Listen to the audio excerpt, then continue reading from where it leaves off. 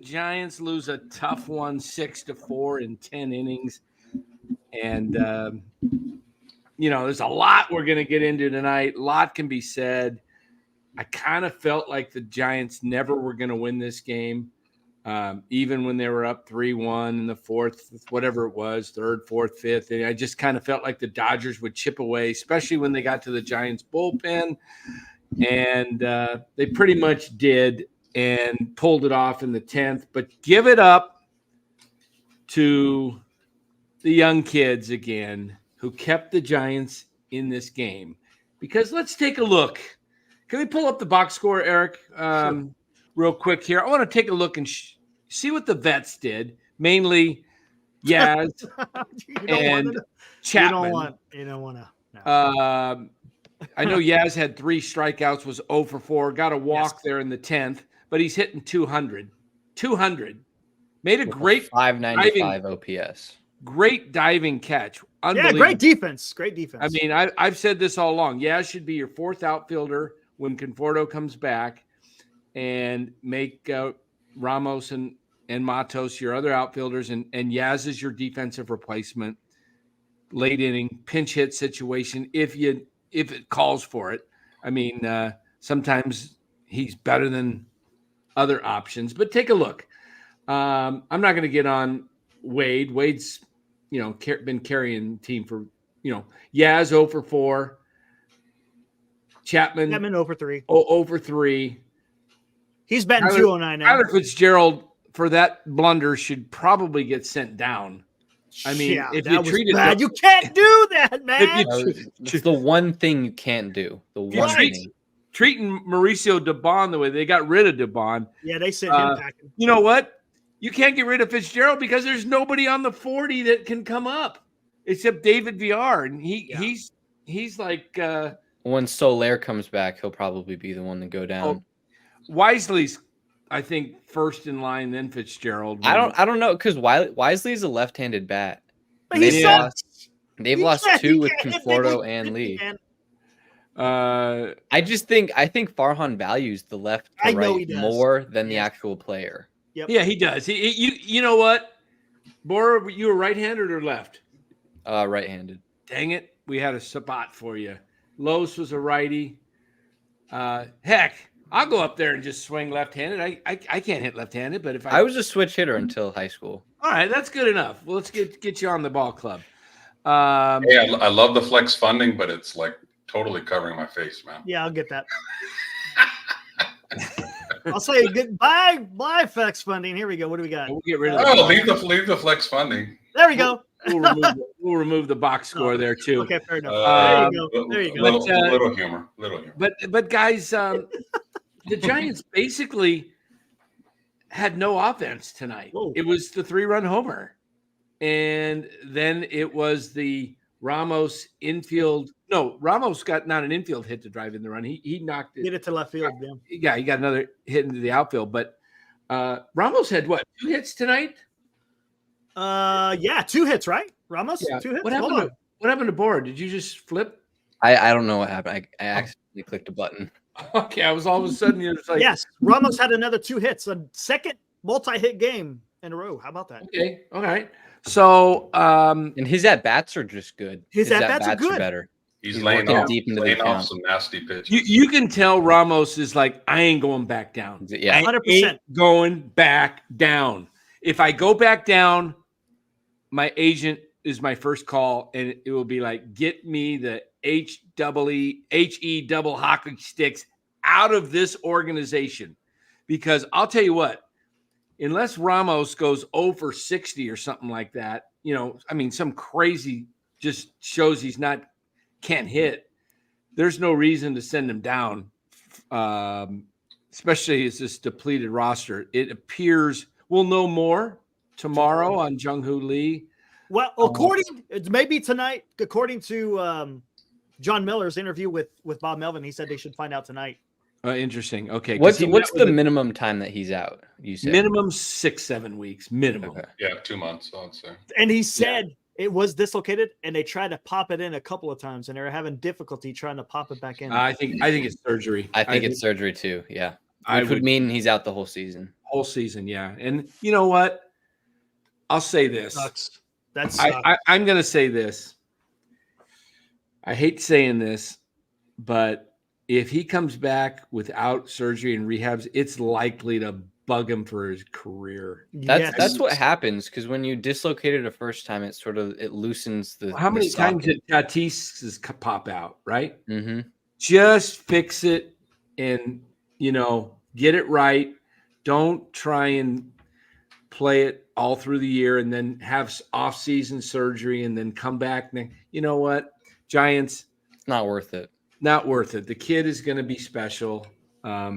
He's going to be good. He's going to hit for average. And the silver lining with all of this is you get to find out if Matos and Ramos are going to be your corner outfielders next to him next year. That's the one silver lining. With him out and with Conforto out, this is an opportunity for them to play. You know what? At least till the All-Star break. Let's, as Lowe said, let's see what the Ratos boys, or if you want to call them Mamos or Ratos, I don't care, but I include them as two, and put those guys together, see what they do to the All-Star break. If they don't cut it, now you need to make some trades for some future outfielders. And you know what? Hate to say this, but your only trade bait in this organization right now is about 4 guys: Webb, Duvall, and Eldridge, and Harrison. That's about your best trade bait. That's how bare your cupboard is. That's it. So if Ramos and Matos do not cut it, you're sunk. Oh yeah, you're sunk for at least another 2-3 years. Because if Ramos and Matos don't cut out and they are just completely bad, then there's a pretty much guarantee that Farhan will get fired. Because the season is going to be going nowhere. Yeah. And it'll take another 2 to 3 years or maybe even longer to make a full rebuild. Because that's what? I'll say this. Al Rosen took over an 1985 100 loss team. The next year in 86, they were 86 and 76, 10 over 500. 87, they won the division. 89, they won the National League pennant.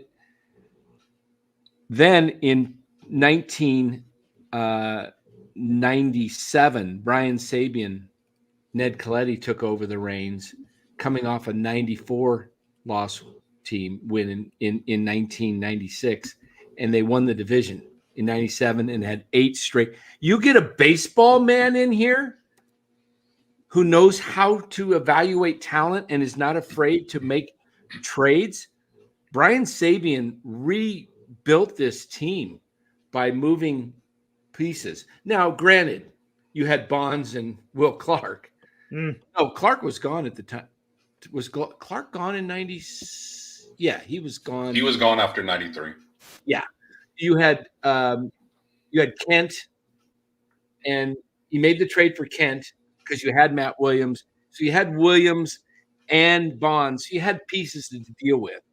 The Giants are not going to have anything to deal with if, to rebuild it. So you're right in that sense, Boy. It's going to be a few years before this can get.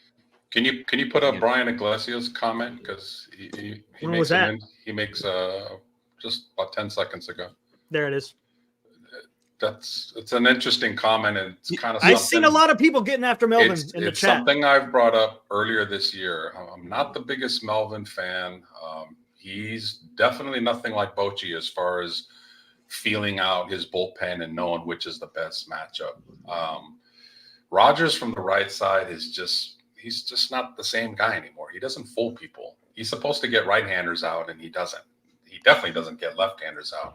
And then his brother gave up stuff tonight. So not to say that's completely Melvin's fault, but I don't know if Melvin has a good read of the bullpen. Nothing like Bochy. Nah, you're right. Maybe not. Let's get right off this, and I'm about ready to throw Giovanni out because all he does is like to argue. Just let him argue. long as they're not being personal. Yeah, I understand. But you know what? Let me just say this. Borderline, this is – I called you a clown the other night. You make statements like this. Stop with the nonsense about Sabian. Yeah, they were good all the way through 2016. They had 17 and 18 were rough years. But he took over in 1997, had 8 winning seasons.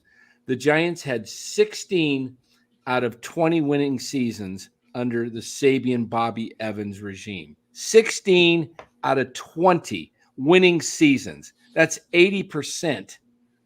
Okay, Giovanni? The only losing season he had was 2013 and 17 and 18 and let's see, there was a couple others. There was 05, 06. 05, 06, right? 07. 3. I guess there was 5 losing seasons. But only 4 under Sabian. Because Evans took over in 17.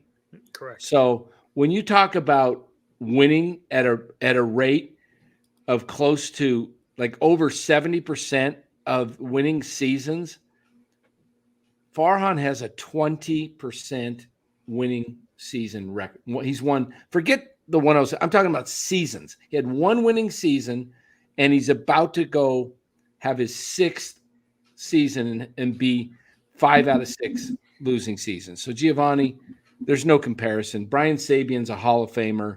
Farhan is a Hall of Shamer. Okay, period. Giovanni may be young like Bora is. And, he's 31. He's 31. Oh, he's 31. Oh, he's not young. I was going to say maybe he didn't see it with his own eyes sometimes. We went over that yesterday. Not Bora. Not Bora. Bora understands and appreciates. Hey, real quick, history. we've been talking about, and I was talking a little bit about this in the green room. Giants have an issue scoring more than 3 runs. Well, they scored 4 runs, right? Hicks went out there, wasn't perfect, but he only gave up 2 runs, turned it over to the bullpen, and the bullpen gives up 4 runs. Bullpen cannot give up 4 runs. Bullpen is 25th in baseball right now. There you go. Okay, Dan, and that's another issue. So not only are we talking about issues with injury, now we got a bullpen that isn't going to be competing. Yes, they had their moments, but we're going to have to do something about that as well. It's not just position players. We're going to have to worry about that bullpen. There seems to be two tiers with the bullpen. There's the A team who pitches in games they're winning, and there's the B team who pitches when they're losing. And it's really that you don't necessarily want to see that. You want to have a couple guys that can go a little longer when you are losing, but for the most part, the majority of your bullpen needs to be guys you can rely on. Yep. And it's just they just don't have the guys right now. They have Miller, who's young, Jelly, who's young, Rodriguez, who's young. Is Rodriguez still on the team, or did they send him down? No, they sent Black down. They sent Black down, and so Rodriguez is still on the team. Yes, yeah, Rodriguez is here. Okay, Rodriguez is filthy. Avila is back, and that means Snell's pitching Friday. Yeah, that's what I saw, according to Pavlovich. Yep. So how about that? They're going to push him back again. I think it would have been wiser to give him one more start, work out his mechanics, because I don't. That's weird because I'm pretty sure he said that he wanted to have one more game. I think these guys are. Melvin was talking about it again during the pregame, saying that they felt pretty good about what he did, so they were going to make a determination whether or not it was going to be another rehab start. But I guess he threw bullpens during that break, and then he had that game, and I guess they were pretty happy with how we. They have an off game Thursday, right? Yes, that's their first day off in 2 weeks. Because I think I saw somewhere that said they might just skip that spot in the rotation and just go from the start. Oh yeah, they could. Mm-hmm. Go with 4 guys. You mean? Yeah, and then just regroup Snell into the lineup after. Yeah, and give him one more start in Sacramento or something. Yeah, exactly. We'll find out. We'll find out. I'll tell you the energy at the yard in the last 48 hours. Yes, you can feel it. Yes. Anybody that has been to the last 2 games, chime in. but through the TV, you could feel the energy, and a lot of that has to do with the young guys. And that's what we've been saying for a long time. They just bring an energy and an emotion. Did you see when Matos hit a home run? Yep. What that dugout did? Yep. Have you seen that all year long, people? All year long, have you seen that? Last month when somebody hit a home run, it was like. Yeah, no, I mean, Matos. Boring. And you know what? Give Matos credit. He was watching Yamamoto throw that curveball. That curve, and he didn't wait on it. He just went. Yamamoto will, if he continues to hang that pitch, major leaguers will hammer it. This ain't Japan. He threw this on, it was 2-0 to Ramos. I was like, you know what? Throw the breaking ball right down the middle. He's got like 6 pitches, so it's kind of he's got a lot. It makes you a little bit. You don't know what's coming. Did he throw like a? We used to call it either a fork ball or a what's the pitch, Los, that is up? You know, you're facing a left-handed batter and it tails away from him. Screwball. Thank you. I'm getting it. A screwball. You don't see that pitch in baseball very often. It's hard on your arm. It's really hard on your arm. One of the hardest pitches. Yeah, because you're going this way. You're turning it opposite of a curve. Mm-hmm. You can name on one hand, maybe 2 hands, the amount of pitchers that have thrown a screwball over the years. Carl Hubbell, Fernando. I still like Los. Bring back the stinking Phil Negro, Tom Candiotti. Bring back. I mean, a knuckleball to me. It's like, with everybody throwing 98 and somebody throwing a knuckleball. Oh my God, that would mess up people's timing. People would not hit that. They wouldn't know what to do with it. It would be funny. It'd be like a softball guy up there. Hey, we got a bunch of guys in the chat. Make sure you guys hit that like, and if you like what you hear, make sure you subscribe. I think we got a lot of people watching on Twitter. Did the Matos, total viewership? We got 334 watching. Like that. Matos homer was on the first pitch, right? Yes. Mm-hmm. So Matos went against the Giants' organizational philosophy. Yes, exactly. they did. That's what I said the other day. He said F you. The Giants' philosophy in the minors, and I think I mentioned this the other night. I think they tell these guys, you know what? You got to work the count. You got to get the starting pitcher out of there. You got to take pitches. You got to take pitches. Take that first pitch.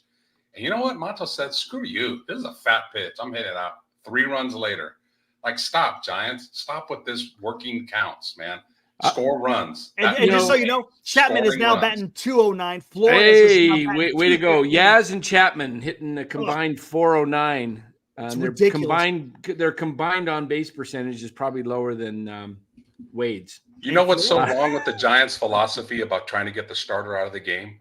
The way the game is now, relief pitchers that are coming in are just as, if not nastier, than the starting pitcher. So that's a stupid philosophy. We're not talking about getting Greg Maddux out of the game, or Gibson out of the game, or Carlton out of the game, or Randy Johnson out of the game. Yeah, we're talking about 2024. Like, there's a handful of really dominating pitchers, and it's everybody else. That's it. Exactly. So if you got okay pitchers, who cares if we're trying to get them out of the game? Because the guy that's coming in the 6th inning is fresh, and he's throwing 99, 100 miles an hour. So if that's your philosophy, Giants, it's stupid. Whoever is instigating that, fire him on the spot. Stop. Well, I'll tell you what. I'm going to go off on this because I know we got a lot of people in here. We got some Dodger fans, I'm sure, sitting in the chat tonight. You suck. But you know what? Somebody asked me a question earlier. I'm trying to remember who it was, where it was. Do I think the Giants will get swept? The answer is I do. I think tonight the Dodgers kind of showed that, Dodgers have not been hitting. They scored a total of like 33 runs in 8 games on the road trip. That's like averaging 4 runs a game. And they've got shut out the other day in San Diego. They have not been hitting the ball. They're going to wake up, especially after tonight. They see that the Giants are going to battle. That there's youth on the other side, and they got. It's their shot maybe is tomorrow night. Gavin Stone going against Keaton Wynn, but I think they rock Wynn. I think the Dodgers. I mean, you're going to have Ohtani, he's not hitting. You get Freeman going. You get those guys. What did I tell you guys? Did I text you guys that I sensed a 3-run homer with Smith?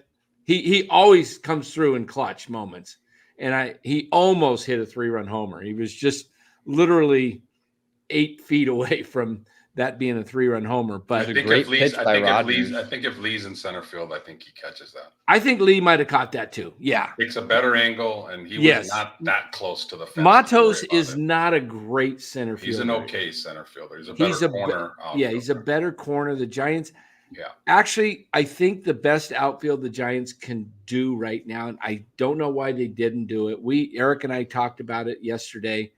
I think they should have put Yaz in center and Ramos in right. Yeah. And put Matos in left. Ramos in right, because Yaz. I think Yaz is a natural center fielder. Yaz is a great defensive outfielder, period. Wow. You'll never hear me bash him when it comes to his outfield. He's a valuable piece as a defensive player and a defensive replacement. He should be, like Mike Tauchman. He should be the Giants version of Mike Tauchman. Instead, he's your leadoff hitter. And Mike Tauchman's probably better than Yaz at this point. Mike Tauchman actually, gets on base more. I don't even know what he's hitting, but I want to say this, and then I'm going to give it over to you guys and let you share your thoughts on the game, on the organization. I am so fed up with Farhan Zaidi. In fact, you know what? Can you pull up my tweet and play Joe Shasky's deal? I can't pull it up on my computer for some reason. I want you guys to hear this, and you can just pull up my tweet and we'll go from there. I am so sick of Farhan running this organization and the fact that we've been begging, the 4 of us, for the young guys since before the All-Star break last year. Play the young guys. Bring these young guys up. Let's see Ramos. And now we're getting Ramos, but we're only getting Ramos because of injuries. He did not get called up on merit. Neither did Matos, neither did Schmidt. Those 3 guys. In fact, you know what? Patrick Bailey basically came up because of injuries last year. No one has ever gotten called up because of their performance in AAA. It was the same thing last year. Yeah. And I am sick of it because I don't understand this man's thinking of playing veteran after veteran after veteran who have proven themselves what they are. It's like, I don't get it. So it brings up the young guys. They produce. Are the young guys going to produce all year? No, they're going to have their tough, difficult moments. And when they do, I'm going on record and saying right here, Schmidt's already showing struggles at times. Ramos and Matos will show struggles. But you know what? That's part of baseball. That's baseball. They have to learn to adjust and make adjustments. Yep. And the only way they can make adjustments in the major leagues is to have failure. In the major leagues? Is to have failure in the major leagues. Yep. Look, guys, today's game, the average is 239. That means, say, 24% you're having success. 76% failure rate in all of baseball on average. So why can't these guys have their failure? What's double frustrating is it's not only are the young players not getting rewarded and promoted for good play, the veterans are not getting demoted for bad play. Yeah. That's the problem. That is almost like conspiracy type of BS. Like if we're talking merit, if we're talking about just playing the game of baseball right, then in any other job that you practically can talk about in the world, the performers get promoted, the slackers get demoted. But the Giants don't see it that way. And that's what's doubly frustrating. It's not like some all-stars are keeping and blocking these guys. They're not. This is not. I saw somebody online arguing and saying, well, Pujols and Cabrera didn't get pulled for the young guys. I go, are we really comparing Albert Pujols and Miguel Cabrera to Yaz and Slater? I go, you are an idiot. Never respond to anything I say, please, again. Yeah. Yeah. And Lou was at the ball game, I believe, tonight. I'm not sure if Lou, were you at the game? I know you were there yesterday, but Farhan won't do anything. He says he has 2 more years in control. Plus, Giants don't care because they're still getting 30K per game. After July, the crowd will be in the 20,000 range. He's probably right. I don't know. I do think the heat is picking up to move off of Farhan. It's getting louder and louder. In fact, cue it up and don't let just me say it. You guys think I'm the Farhan naysayer. It's all over the media in the Bay Area. Go. Just doing a deeper dive on Farhan, I was observing him at the Bay Area Sports Hall of Fame. And I'm thinking about the way John Lynch speaks. And John Lynch has not been perfect whatsoever. Hell, some people think John Lynch is not qualified for his job to this day, which is not fair. But John Lynch works the room. He makes you believe. Bob Myers, when he speaks, you eat it all up. We all eat it all up when it comes to Bob Myers and Joe Shasky. John Lynch. But Shasky, when I watch Farhan Zaidi and him, quote unquote, work a room, he doesn't exude confidence. He doesn't exude like, oh yeah, I believe in that guy. He's one of our guys. He's us. To me, when I look at him and the way he operates this baseball team, and the way he makes his moves, and the way he makes his deals, the way they go, it's just a lot of things. Like J.D. Davis is out there speaking out. Yeah, Alex Woods, Stripley, the Carlos Correa situation. It's just a lot of smoke. Logan Webb's not happy. The other night, he's cursing into a microphone. It's been a lot of little things here that adds up, right? And I'm just thinking to myself, is Farhan a Bay Area guy? Is he one of ours? Is he a San Francisco Giant? And I just don't get that confidence from him. I just don't get that feeling from him. You know what I'm saying? No, I do know what you're saying. All right, there we go. Courtesy of 95.7 The Game. And, it's interesting, Giovanni. I just want to point out something. You're not very knowledgeable when it comes to a lot of the things with the Giants. Matos was drafted by Bobby Evans in the international draft.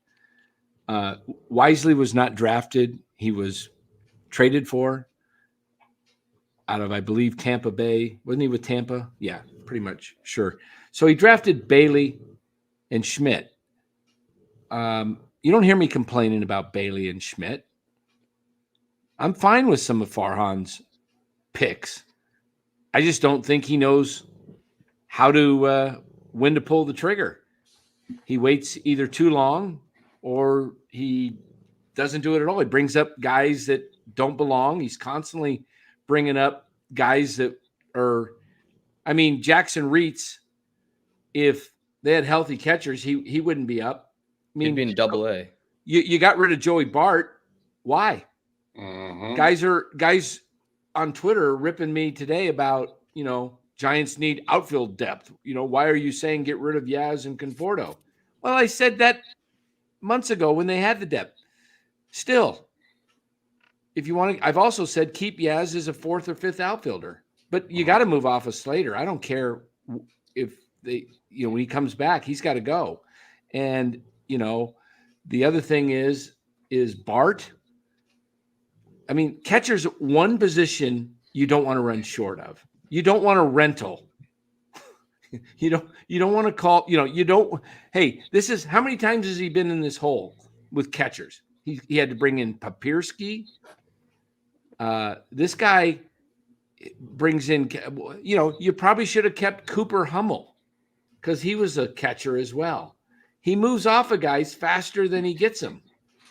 And, it's a 5 and dime nickel store, 99-cent shopping constantly. Go make a dang trade right now. You know what Sabian or Quinn or Al Rosen would be doing right now?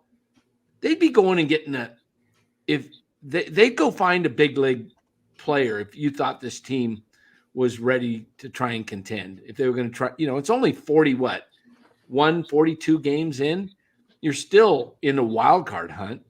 If you want to try and win, you could go out and move Matos and Ramos to the corners and have Yaz as your fourth outfielder, and you could try and trade and maybe go get a pretty doggone good center fielder.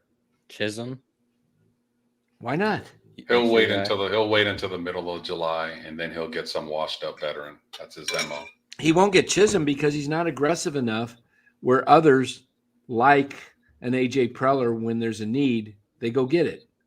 So I don't see anything happen. He wants to come in. He has some stuff to say. Who's that? TN. TN. I could throw the link out there. Why not? Wait. Where's TN? I got it up there.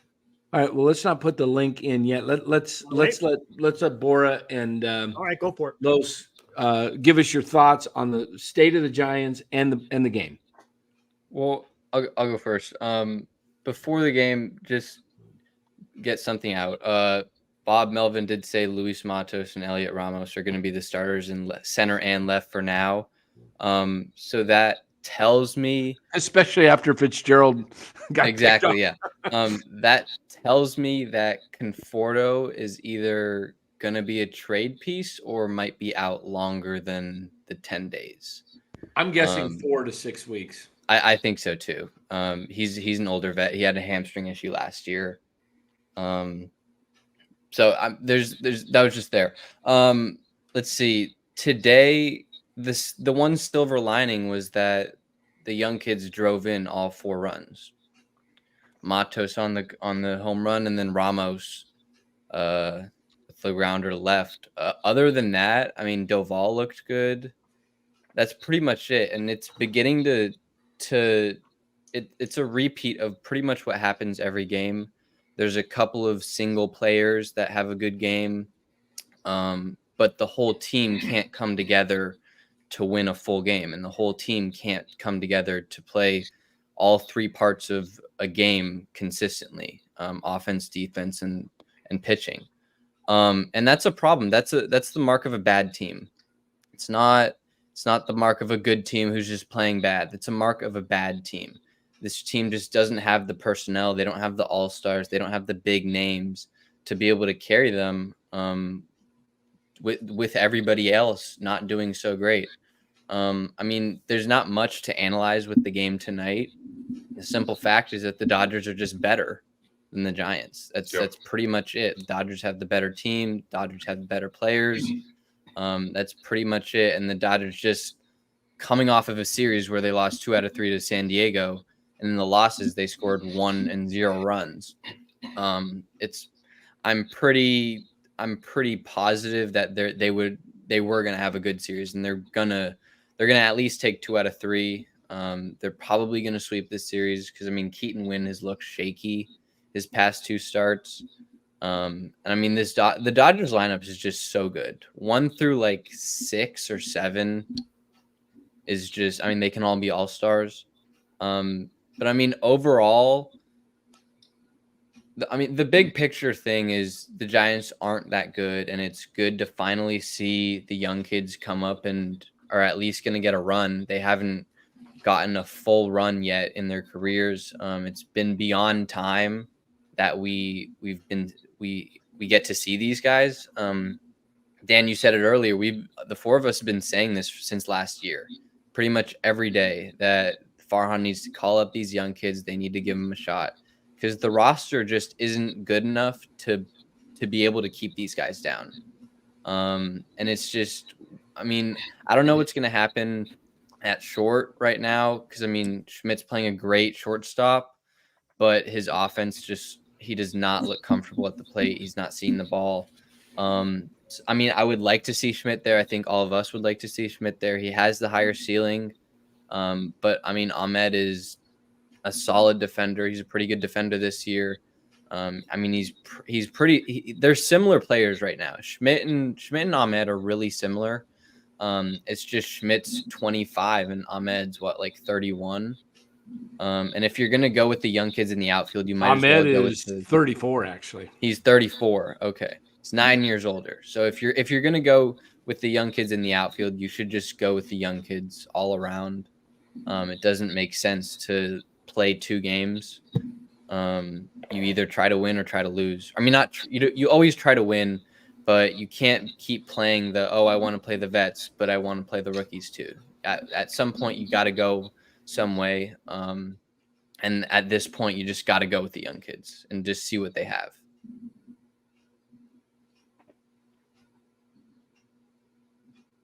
Los, what you think?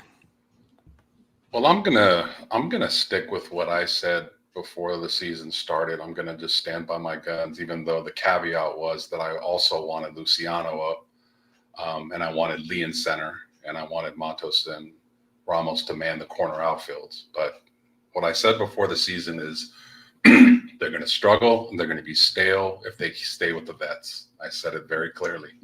I said, when they bring these young guys up, it's going to get emotional. They're going to bring some energy to the team. How long it can last, I don't know. But I'm going to stick with it. I'm going to stay with what I said, that I think they're going to win a little bit more. Yep. I like what I've seen the last 2 days. Look, Boris said it perfectly clear. I don't care who they have up on their team. The Dodgers roster is significantly better than the Giants. Right. It's just how it is. In order for the Giants to win, they need to play really well, and the Dodgers need to play like their C game. But I like what I've seen the last 2 nights. I've seen a fight, and I've seen an energy in the team that I haven't seen all year long. And I'll be honest with you, tonight is the first game I have seen from inning 1 to inning 10. This is the first game I've watched all year long. I have not watched one game the whole game. I'll watch an inning or 2. I'm back and forth with my fantasy, watching my players go 0 for 4. It's another story. But this was the first game that I just locked in on the Giants. So with their pitching and with this renewed energy, I would have loved to have seen that outfield of Lee, Matos, and Ramos and see what that could have run with. If Casey is going to continue to struggle, and I'm seeing the same things that he struggled with when he got cold. He's chasing pitches on the outside part of the plate, and he's trying to pull them. He is trying to, devastate the ball. He's not going the other way. When he made adjustments towards the end of last year, he was taking that pitch and serving it to right. We always bring up on this show that the second baseman in a lot of games plays almost behind second base. Right side of the field is wide open. So if Casey can take that and be satisfied with a few singles here and there and just play ball, then the power and all that other stuff will come around. So I'm a little bit more optimistic maybe than most of us are, because that's how I feel. I think the young guys are going to bring some energy, and they're going to bring production, and they're going to beat the average teams in baseball. But when they go up against the Phillies and the Dodgers and the Braves, yeah, they're going to struggle because they're just not as good. But I'm optimistic about what they can be in the next few months and seeing these young guys develop.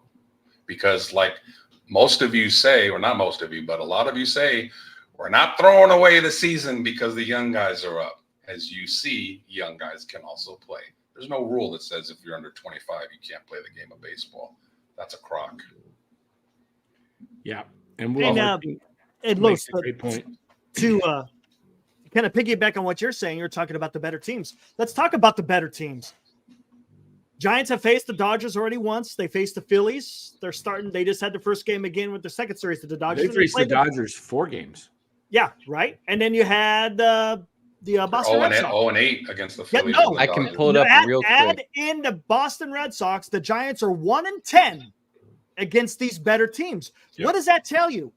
They can't compete with these better teams. They can't. Not right now. Sure, you're in it when you're playing a team that's about equal or lesser than you. Yeah, they're having a little bit of success. And they won't compete against the Padres the next time they see them. And they may not, because the Padres have made some move. They added Donnie Barrels. He's not a superstar, but the guy's got a decent bat, right? They added the damn 2-time batting champion, Arias. I always say his name. Arias. There you go. Thanks. Arias. Tomato. Pages. Yeah. Pages. And even to piggyback off that, the Giants are 6-15. 6-15 against teams with a 500 record or better. 6-15 That's against Jeff 500 Young or better. on Twitter. Yeah. Mm-hmm. Okay, But those three teams that I'm talking about, Exactly. you got to play better. If you want to go anywhere, you're going to have to be able to beat these big teams. And look, I'm not saying that you got to go destroy them, win a series here or something. But I mean, right now they're 0-4 against the Dodgers. I mean, we kind of saw that coming because the Dodgers are a super team. But come on, the Phillies, they're good, but they should have been able to take at least 2. They didn't. But let's face it. This is what we do in the social media world of today with pro sports in general. We have these long seasons. Yeah. And we see the Warriors beat up on average teams and bad teams and go, oh man, they're back. They're going to make a run. And then they play the Nuggets. And that gives you a OKC. And then all of a sudden it's like, oh shit, they don't look so false good. hope, man. And it's the same thing with the Niners. I hate to say it, but when Shanahan goes up against like these teams that can't cover, oh, he lights it up, 30, 40 points a game. Then when he goes up against teams that can cover on the back 7, he struggles, and the Niners offense struggles. And the same thing with baseball. When the Giants play average teams, they can beat those teams. But when they go up against really, really good teams, there you go, TN. They're going to struggle. That's just the way it is.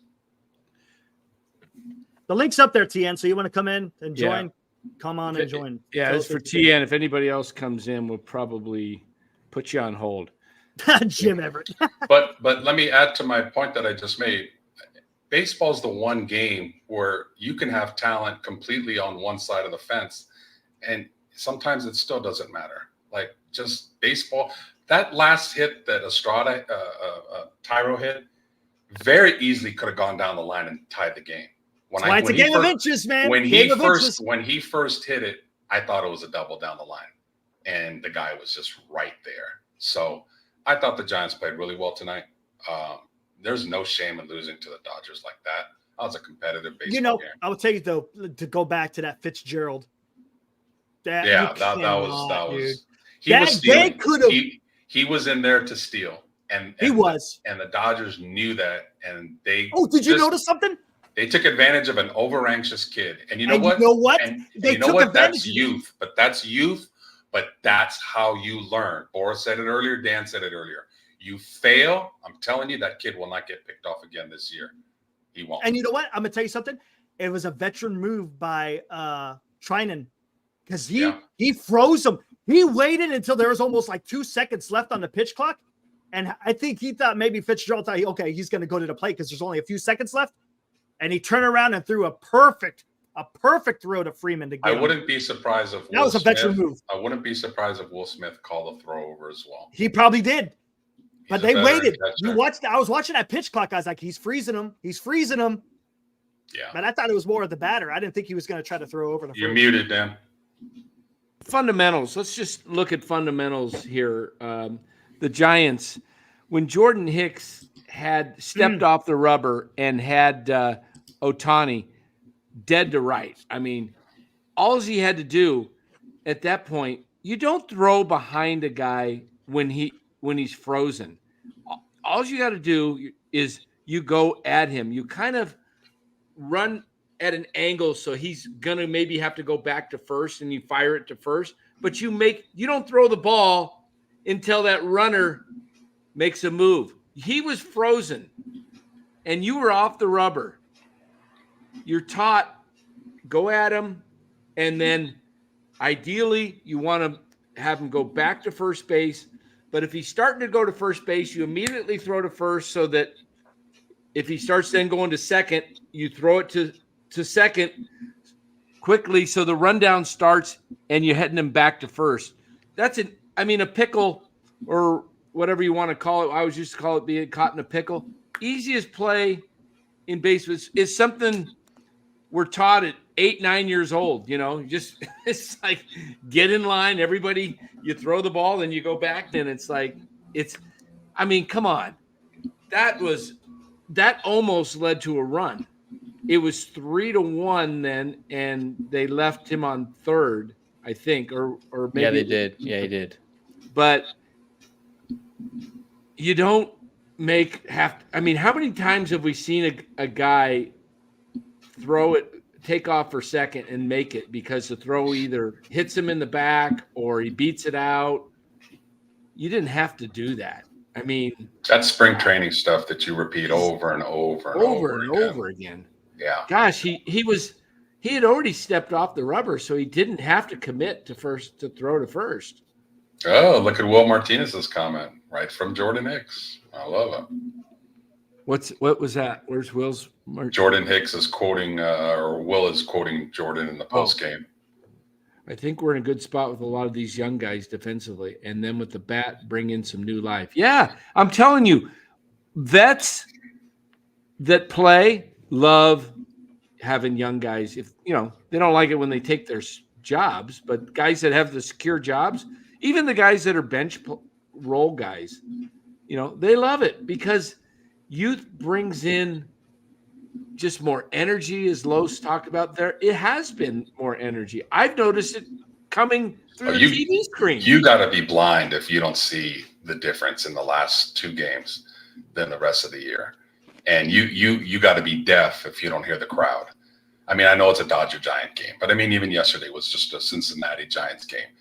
The crowd and the Giants fans, like most really good hardcore fans, they love their own homegrown talent. Just absolutely. Keep repeating that over and over and over again. They pull for them just a little bit more than they do these guys that came via free agent. Just talking about fundamentals a little bit. In the 9th inning, when Reitz was up and they had a runner on first with 1 out, I was screaming to my TV to have him bunt. Or it was runner at first, 1 out. 1 out or no out? Because they let off of the walk, right? Didn't Flores? It might have been. Didn't Flores let off the 9th with a walk? No, but then Flores got out, and then Ramos got a single, I think. Speaking of Flores, man, he's swinging a wet noodle right now, man. 213. Oro, was anybody in the room when you were screaming? No, there wasn't. Excellent. No, but just Dan, while you pull that up, Reitz in his first at bat his swing is horrible. I have no idea how he made it up to the big leagues. He saw 6 pitches in his first 2 at bats. He struck out 2 times on 6 Why the pitches. hell did Melvin pinch hit? Like Sable swings the bat. He's one of the better I didn't get that move team. either. But you had Matos after Reitz, who already had hit a home run. Yeah, Flores walked, and then Fitzgerald got picked off, and then Ramos reached on that infield single, the close play at first, and then Reitz struck out swinging, and Matos flied out. Exactly. I would like to see Ramos get moved over to second just so you have that runner in scoring position. Reitz is just overmatched at the big league level. Actually, you know what? But who else do they have? Actually, you know what I would have done? What? You're tied. You're the home team. Take off Ramos. Give him the green light. Not the green light. Put the steal sign on. He's fast.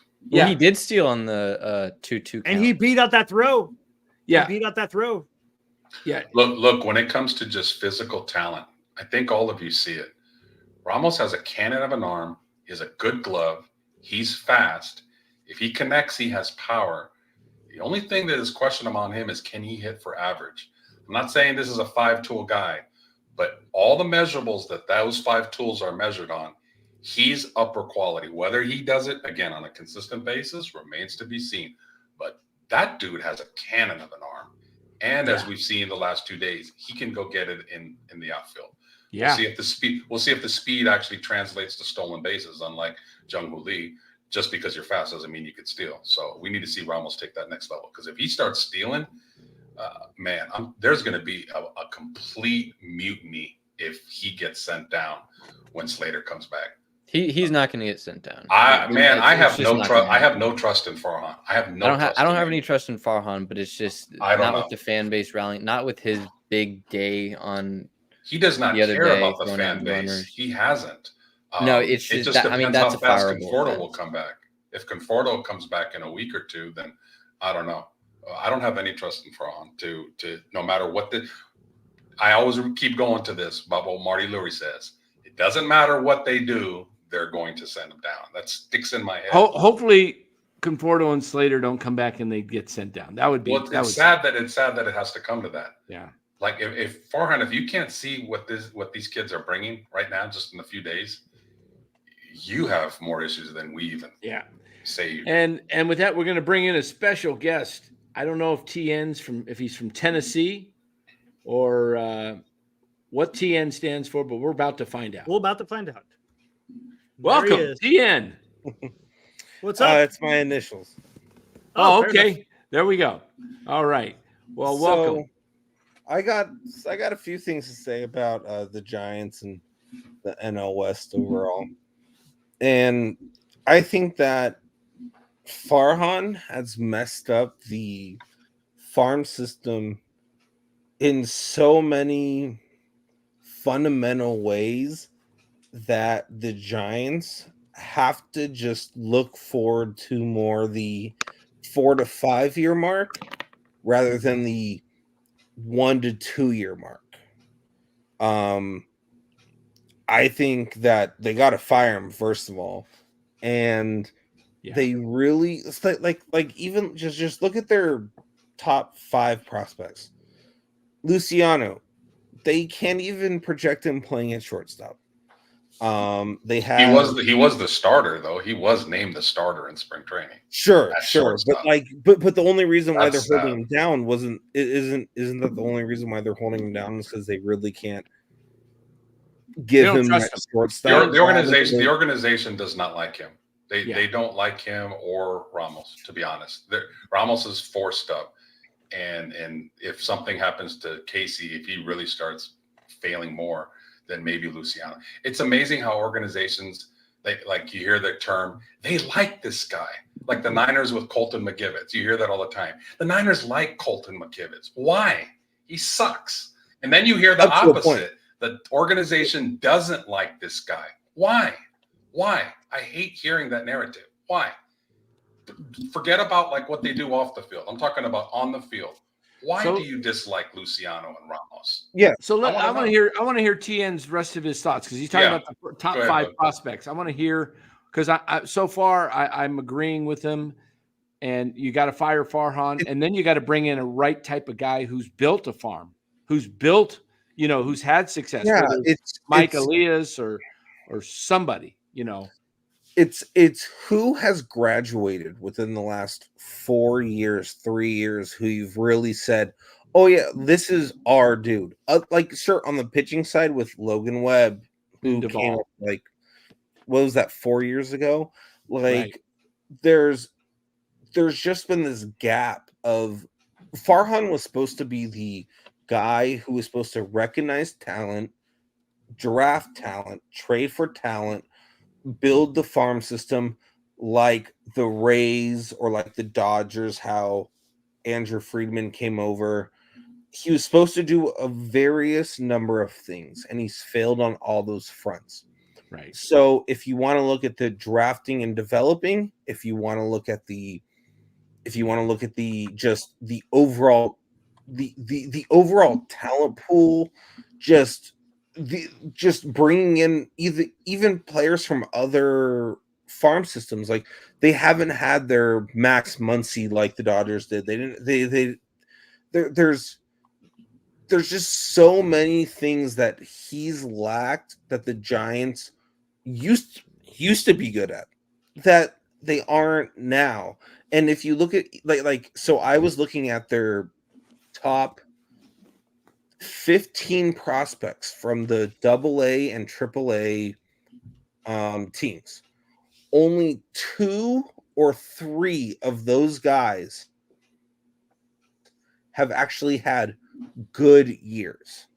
It's insane the lack of performance that they've had. And I don't even know where to start. Like, you just got to fire him. You got to completely try to rebuild, because even the guys he hired or even brought in this year, Soler, Chapman, so Hicks, amazing. So, but there's just it's so hit or miss. They do real good job identifying pitching, whether it's developing or seeing it from other teams. And they are so bad about understanding and developing hitters. Here's their top 15 prospects right here. It's Marco Luciano, Carson Wisenhunt, Bryce Eldridge, Walker Martin, which these guys are 3-4 years away, Eldridge and Martin. Rainer Arias, another guy that's 3-4 years away. Hayden Birdsong, number 6. Mason Black. Reggie Crawford, who I think we're going to see some point this year with the Giants. Maui Ahuna, number 9. Joe Whitman, another pitcher at 10. Landon Roop, a pitcher. Okay, listen, all these guys pitchers. Let's see. Wisenhunt, pitcher. Birdsong, Black, Crawford, and Whitman. 5 of their top 10 are pitchers.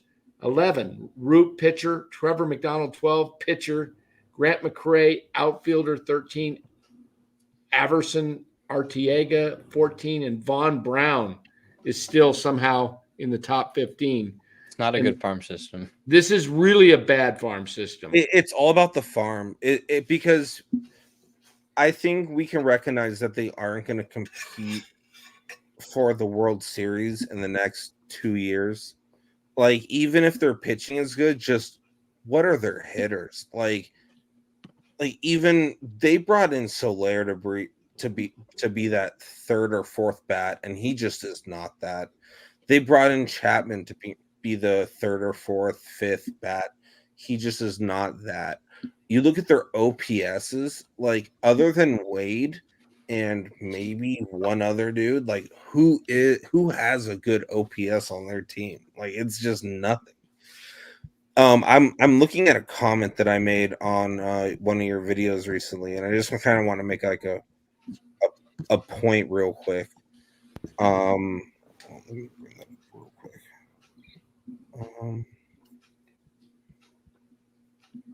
Sorry, my bad.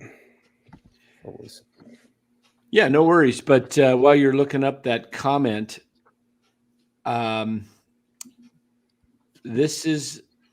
we said last night, I think it was last night, or maybe we said it tonight, if Ramos and Matos fail, if they do not become above average players, they're sunk. They really are. They're really sunk, because now you got to move off of Ramos. And even Schmidt. Schmidt needs to be he's got to be an above average. He's got to be an average hitter at least. He's got to hit and play the great D. But the Giants need some bats. What kind of, in general, in the neighborhood stats do Matos and Ramos have to put up to be considered a success? As far as hitting, let's say they play pretty good defense, but as far as hitting, where do they need to be to, just curious, everybody's opinion, what do they need to put up stats-wise to be considered a success? Who, Ramos and Matos? Both of them. I would say have their K rate below 25% and hit 250 plus with an OPS over at least minimum of 700. Closer to 8 would be great. I mean, 8 plus would be like, now, okay, we got something to work on, but I mean,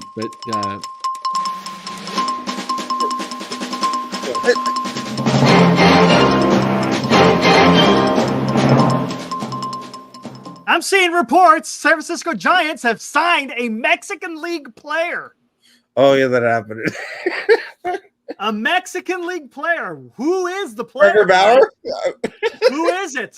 Andale. All hey, right. more Latinos for the team. Here we go. I've seen this from a few sources. Eric, you actually had me thinking there was actually a real possibility. Hey, that is a There it real is. transaction. MLB teams are heavily watching Mexican League as the Giants are close to an agreement on, I don't know how to say, Encarnacion, as reported by Mike Rodriguez. He's batting .381 with 18 home runs in Mexico. And then, of course, down here it says the Giants are signing former major leaguer who is currently putting up huge numbers in the Mexican League. I'll take it. Encarnacion from the Blue Jays? No. No. Not that one. Okay. Maybe his younger brother. From Mike Rodriguez, who sources it, says breaking news. According to my sources in Mexico, San Francisco Giants are, here it says close to reach an agreement with Encarnacion. He has 18 home runs, batting .381. But OPS is 1.4. He will start. Oh, you know what? Watch him be Farhan's find, and he'll take Ramos or Matos. It's literally a nothing burger. Yeah. So we'll see what this means. Is it going to mean something? Who knows? He's 6'4", 250. He's 26 years old. He had 1 year. He had 23 games in the majors on the Marlins in 2022. He hit 182 with a 210 OPS. Sounds like a Farhan guy. Yeah, 548 OPS. Like a giant. Yeah, it sounds just like a Farhan guy. Go find some bottom of the barrel former major leaguer that you can add to the and then wait till you add him to the 40 and then drop him. Yep, that's what'll probably happen. Yeah. There you go. Hey, Farhan's out there making moves, man. Oh, geez. Way to go, Farhan. Somebody, yeah. Here we go. Just so some of you guys are maybe new to the chat. I'm a hat collector. I like nice hats. I'm not a Pirates fan, but you know what? I like wearing different hats. I got one right here. And roots for the teams with the best uniforms. Yeah, I like hats, and sometimes just for some of the agitators out there that love the veterans on this club, I like to wear hats with teams playing youth that are actually developing farm guys. I swear, this dude Farhan should have been on that old show Storage Wars. That's what he reminds me of. He's just in there bidding on getting a storage unit, and 5,000, 6,000, 8,000, 8,000, 10,000. He gets a unit, and then 1 out of 10 units he finds like some gold in a bag.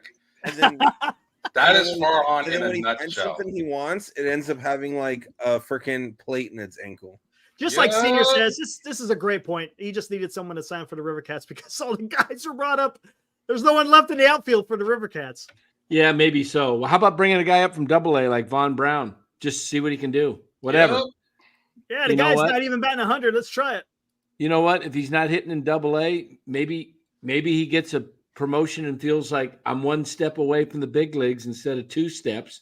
Maybe he gets a little hey. I mean, look, Von Braun is what, 25 right now? Mm-hmm.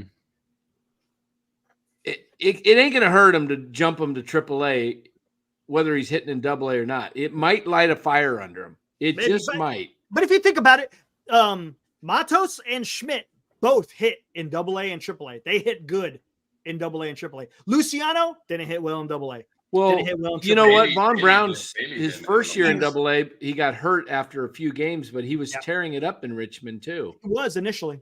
What's wrong with Meckler? I saw. Yeah, wrist. Where his wrist? Yeah, wrist sprain. Damn. And he hasn't even taken swings at all since. Yeah, he's probably he put on. Me and Dan noticed that the first time we saw him in spring training. He put on some weight in his lower body, and you know, a good swing is a good swing. I got somebody with weight, man. I got a new dog, man. Farhan should sign this dog, man. This dog. What's that? Air Bud. Yeah. This dog is huge. Wow, look at that. What's my contribution to the show other than hating on Farhan? What's Eric's contribution to the show? Wow. Good. DJ coming in. What has Farhan given? There you go. Like. Woo. There you go. There's my contribution. Wait a minute. I thought we were letting guys make see, when it gets personal, you don't like it. I had to. It's a joke. I know DJ. He comes into the chat often. Had to. I had to. It was served up. Was it a 5 minute? Was it a 5 minute? It was just a timeout. Yeah. Just a timeout. Stay with us, DJ. It'll pass and you can take another shot at my sidekick. If staying with the Matos Ramos thing, Or if they have the same amount of bats for the rest of the year, who's going to put up better numbers? Ramos. Eric? Ramos. Danny? What was the question? If they have the same amount of bats for the rest of the year, who's going to put up better stats? Ramos or Matos? Wow, that's I'd like to think of them as Whitfield and Gary Matthews. Thanks, Fossey. That's a good question. That's a great question. Terry Whitfield. Do Terry a poll. You want me to put a Whitfield. poll? You want me to pull it? I can pull it. Here we go. He was my hitting coach back like 10 Terry years. Whitfield, number 45 from Yeah. Blythe, California, former San Francisco Giant and former Yankee. Terry Whitfield. Ian, what do you think? Who's going to put up better stats? I love Terry. Man, I love Terry Whitfield growing up. Man. That's such a good question. But I would say, honestly, I think Matos would put up slightly better stats because I think he's a little bit more of a complete package. That's what I was kind of leaning.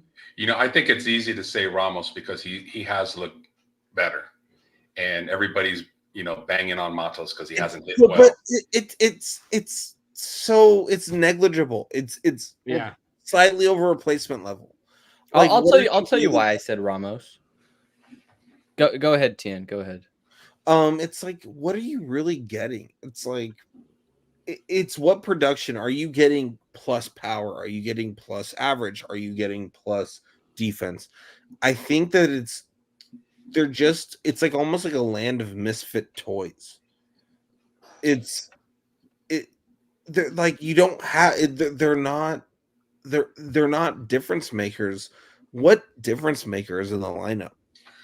It's literally I see what you're saying. They're not Ellie Dela Cruz types. No, but they're not even look at Lane like Andy Pages, who just was like came up for the Dodgers. Like, he's lighting it up. Like, there's no like star. It's so meh. It's so bland. The prospects are just so not difference makers. It's like you can tell with their like overall. You know what's crazy? Look at Jackson Merrill with San Diego. I know, like, he plays center field and come out of nowhere. I never heard of that guy. Have you guys? Oh, he was a top prospect. Was he? Yeah. It's 21 years, but he's 21 years old, and they gave him the shot. Is that the Padres and Dodgers have a better farm development? Well, they're playing the young guys too. They're playing them. Well, Jackson Merrill's the only Jackson young Look, guy. the Giants are Chorio and Holiday are not. Giants are going to fight. Man. Giants are going to fight for fourth place for a long time. When you look at the Dodgers, juggernaut they are, they'll just reload. Padres have 7 players in the top 100. In fact, you know what? Oh, it just came out today. Top 100 just came out. The new top 100 just came out today. And the Giants have 3, right? Only 3. It was better than the other. What was it? The start of the season, they had 1, right? Was it 1? I got a question, though. Who do you think they could call up? Who do you think they could call up that can really change their season? They don't have anybody. Ghostbusters. Who are you going to call? Ghostbusters. By the way, they don't have anybody. The poll is out there, guys, so go out there and vote. Yeah, I mean, the Dodgers and Padres developmental systems, their farm system, their scouting systems, their player development systems are just better. They routinely and consistently draft well and develop well. And that's the reason why they're able to make these trades for Juan Soto and Mookie Betts and Manny Machado and all these guys that they've made trades for. It's because they have the farm system and the farm talent to continually reproduce these guys. You were gonna explain more about why you picked Ramos? Yeah, okay. To me, I like Matos. I think Matos is going to be a good player in this system, but I still have questions about his power, and I feel like he tries to hit the home run a little too much. He has a big swing. I feel like he might be going for the fences a little bit. I mean, he might have a better offensive season than Elliot Ramos, but I think Elliot Ramos's defense is has the potential to be really good. He has a great arm. He has speed. He has some ability to be a good left fielder and a pretty good right fielder. I'm not as high on Matos' outfield. I think he's a left fielder. Yeah. He's definitely not a center fielder.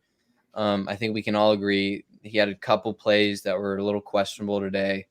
But to me, it's Ramos's time right now. He's ready. He's 24. He's been on the edge a couple years. He's here now, and I think he's going to take full advantage of that. I think he's going to prove to himself and to everybody that he belongs here. Matos is still like 22, so he's still younger. I mean, he could have a great season. To me though, I just see Ramos being more successful this year.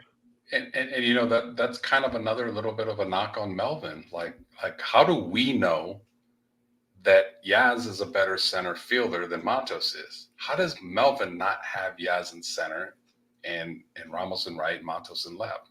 Like, Yaz is a proven center fielder. As much as we knock on him, we're consistent. We knock on his hitting. We never put down his glove. He's got a great glove.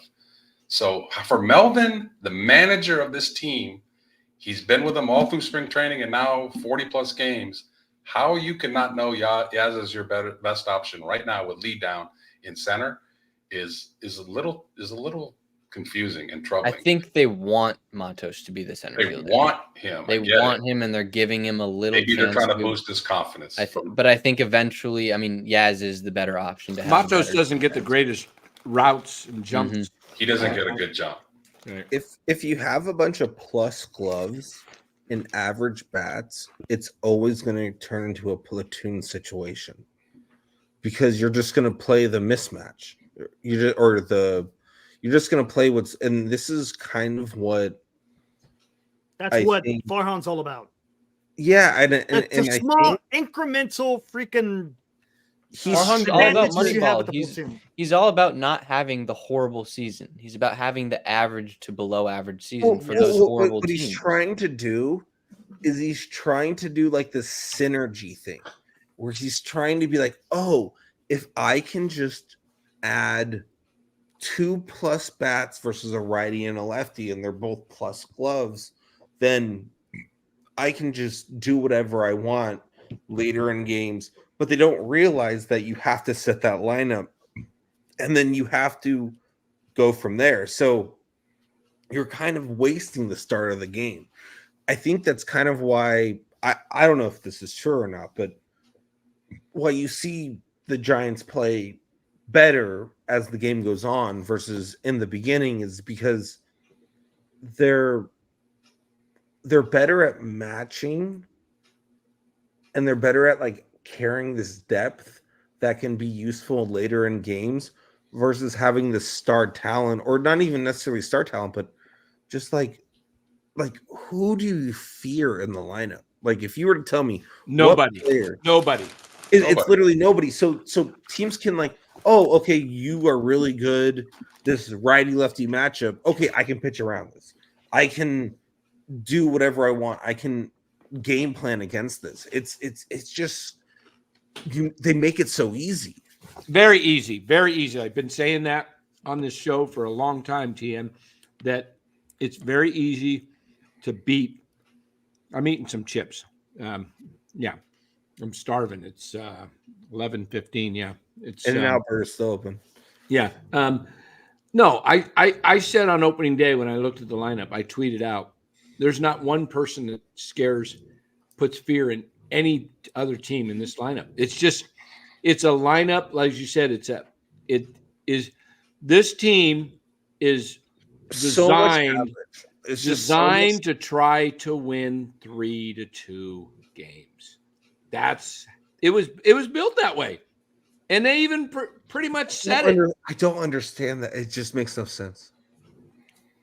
They don't have any. Well, until they develop hitters, it's just going to continue to be this way until keep missing on the draft they picks. can develop the pitching, but they can just not develop that hitting. So if you can develop, Eldridge and Martin have to be.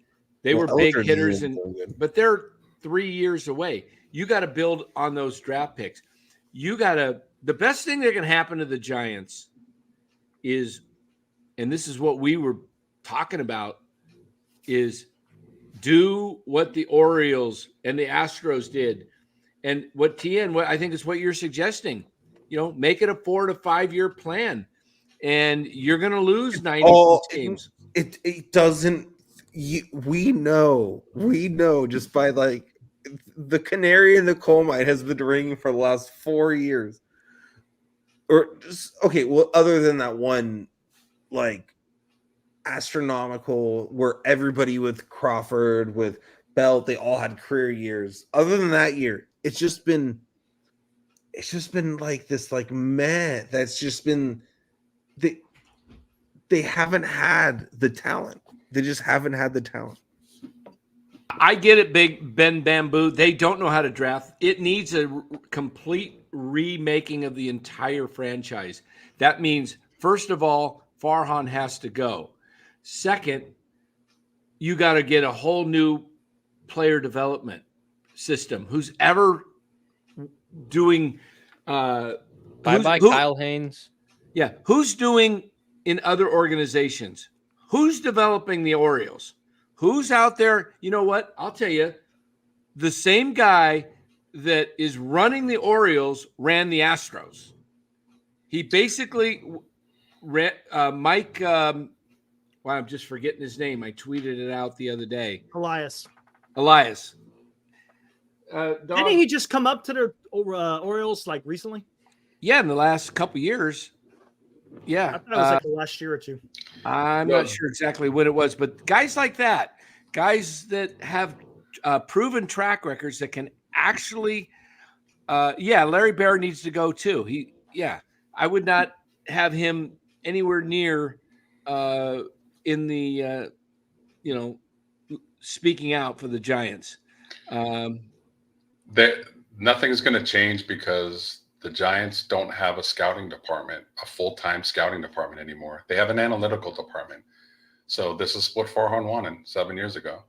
I mean, so he wanted an analytical department. We know he fired 8 scouts when he first got hired. And who knows what kind of difference those scouts would have made over these years. But like your boy said with the Orioles, I'm going to keep saying it, that is the bloodline of your organization. So he cut off the blood. So we are where we are. And it's not going to change until he goes or until he changes. I always say if a guy can change, then we got something here. But if you're going to be stubborn and keep doing the same thing over and over, then we're going to be here for all the time. But here's the most stubborn part about it. If you do well in pitching and you identify pitching well, don't you trade for hitting? Yeah, that's the problem. There's no I was saying this yesterday. There's no issue in having a farm system that develops pitching better than hitting. That's not an issue. That just happens with some organizations. The key thing is to be able to trade for the hitting. You trade some of your pitching for that hitting. Yeah, you have an overabundance of one thing and not enough of something else. So but if you don't draft well, exactly. If you don't draft well and you don't develop well, that capital is so much harder to trade. And if you don't nail those picks, like in the first 2 rounds that end up being good in AA, even AAA, you can't even flip them. Like it becomes really hard when you don't draft and develop well to end up making that MLB roster well through free agent signings. You know what, TN? I'll say this, and I don't mind making controversial comments. Oh, here we go. Here we go. Eric knows where I'm going. Neither do I. Here we go. I'll say you're gonna have to at some point trade your best assets for young guys that are top 10 talent in the guys that are. I'm talking about guys like Evan Carter, Wyatt Langford, somebody who's going to have a need that says, you know what, we don't want to get rid of these guys, but we need pitching. We're not going to make it to the finish line.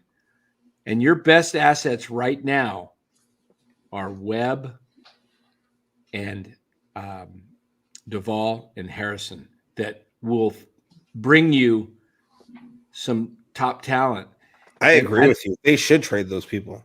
You know what, though? I'll tell you what, Dan. There's some dereliction of duty going on here with freaking Farhan. Because what are you supposed to do as a freaking GM or a president of baseball operations? Are you not supposed to develop guys? So why do you have to put yourself in a position to where you got to trade your best assets because you failed at your job? He should have been out of here. We talked about this last year. Yeah. He should have gone out with this Kapler. is This is ridiculous. I am gonna continue to ring this bell forever. Right? I mean, that's his job as the president of baseball operations. I mean, it's going to get louder and louder and louder because you know what? This is a colossal failure. People see it, and you're gonna. And I said it. I do not dislike Webb. I love Logan Webb. Did you see what I just saw? Yep. What was that? You don't want to know. Oh. I love the idea. I love Logan Webb. He's a leader, but you know what? He can bring you proven talent, and you can develop pitching. You've got Reggie Crawford in the pipeline. You've got Landon Roop. You've got other pitchers that are, pitchers is not a problem for the Giants to develop. And it's not a problem for the Giants to sign free agents. Imagine this, guys, if you traded off some of your better players and got proven star talent coming in, and then you added free agent pitching that was the tops, man, you actually have yourself a team. Well, put it in the private chat what you guys are, what you're laughing at. Hold on. I'll sit. Hold on. I'll sit. I got to see what's going on, man. Hold on. Just keep going. I don't even know what to say. I don't know if just us can see it though. Hold on. Yep. Hold on. That's on. Wow. I don't know about you guys, but I wasn't exactly impressed with Mason Black. Were you? No. I thought he needs more work. He needs more work. I thought he had better stuff than that. No, I mean he was sitting low 90s. He threw a pitch at 89 in the fifth inning in his last start. He wasn't that impressive. The movement wasn't that impressive, and he just doesn't have a good enough pitch mix. He has the sinker, and he has the sweeper. That's pretty much it. Didn't you see it degrade over time though? Like, I think it was his stuff was very sharp to begin the game through the first 4 innings. And then once that pitch count got above 70, you really saw like a drop off with like location.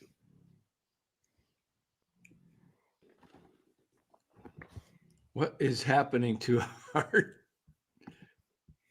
What is going on here? We lost 3 guys. I made everybody leave. It was my ugly face. What are you talking about? What, I missed something? I just had to plug in my computer. What's going on, guys? All 3 people needed to plug in their computer at the same time. Bullshit. I'm not sure what we got going here. Well, Dan, you know what scares me is if these young kids come up and play, if Matos and Ramos and Schmidt, if they produce, then you know who's going to take credit for them? Farhan. Farhan's going to take credit for that. And he needs to be gone. You can't let him take credit for these guys when you weren't the one that brought him up. I mean, these guys were forced up. We've said it before. They were forced up because of injury. These guys didn't get called up just because they were killing it in AAA. They got forced up, and if they produce, then Farhan's going to take credit for that. But even if they produce, I don't think it's going to make the difference. I think either way, even if the pitching is good and the people they call up produce, I just don't see that middle of the order being able to be good enough in order to sustain for a playoff run or a playoff berth even. And I think the question comes down to, does Farhan keep his job if the Giants make the playoffs? And I think he keeps his job if they make the playoffs, and I think he loses his job if they don't make the playoffs.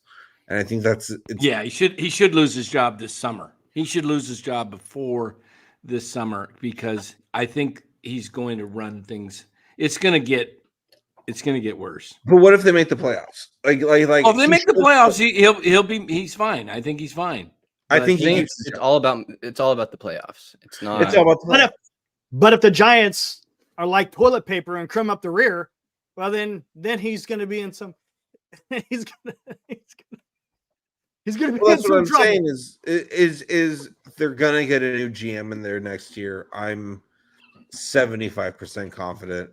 I don't know if that's going to fix anything, because he's already look at look at the farm system. It's not good. It's just they're not producing. The farm system's shitty. That's what it is. It's shitty. And it's the farm system shitty. The contracts he signed were shitty, and then also the talent that's even pre-ARB or ARB is not that good. So It's like, how do you start from there? It's like you gotta tear everything down. Right. You gotta wait a couple years. You gotta pick in the top of the draft. You got to make some savvy trades. It's gonna take a long time. Exactly. And if Farhan continues to freaking work like ass, then this is what the team's gonna be. He's irrelevant at this point. No pun intended. Well, he's irrelevant at this point because it's like his legacy has already been sowed. There's no coming back. No. Even if the draft picks that he hits with this year, even if they're really good, the amount of crap that he's already pushed through the minor leagues, literally, yes, it doesn't. It literally doesn't matter at this point, because even if they got Shohei Ohtani, Yamamoto, even if they hit on their free agency season that they wanted to, there was no guarantee that they were even going to produce then, because their bottom of the lineup wasn't going to be good. You're right. It just needs to be redone from the bottom up. Literally from the bottom up. You just have to reset everything. You got to trade all of the guys that have any sort of possibility of being good. You wait till they get good. You wait till they get good and they get their hot streak, and then you immediately ditch them, because those prospects that can produce in 4 to 5 years from now are so much more valuable than anybody that can produce within the next 2 to 3 years. Well, see, like I said, the problem is you got these guys that are worth something right now, and that's why I'm saying Farhan's got to go. Get rid of him. You can't trade embrace everybody. The suck. Yeah. If you're gonna trade everybody, then it's gonna be a total break it down type of thing. But that's what they need to do. You got to be the Baltimore Orioles. Farhan to do that. That's the issue. You know what, Eric? You have to step above Farhan. Somebody like Buster Posey has to step in. That has to happen. Somebody like Buster has to step in and say, you know what, this franchise means too much to me. As I can't sit here and watch it just be completely degraded with what's happening. Someone's going to have to fill in the gap. I mean,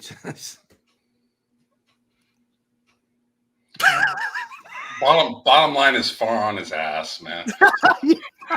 That's what I said. But but with the new guys coming up, there's a crack of hope. Balloon. A band-aid for a shark bite. Yeah, I've heard that. Yeah, or whatever, whatever you want to say. Either way, it's a lethal wound and a band-aid.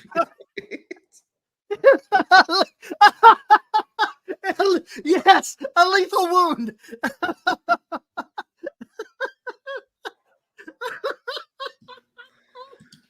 Where's everybody go? Come on, I need some help here. What is going on? Laura, Dan, come on. What's going on? All right, Los is back. Tien, you definitely added a serious contribution to the show. We appreciate it. What do we got? Oh, my God. Leaving me hanging here. Oh, sorry. I choked. I think those chips got in my throat. Dang it.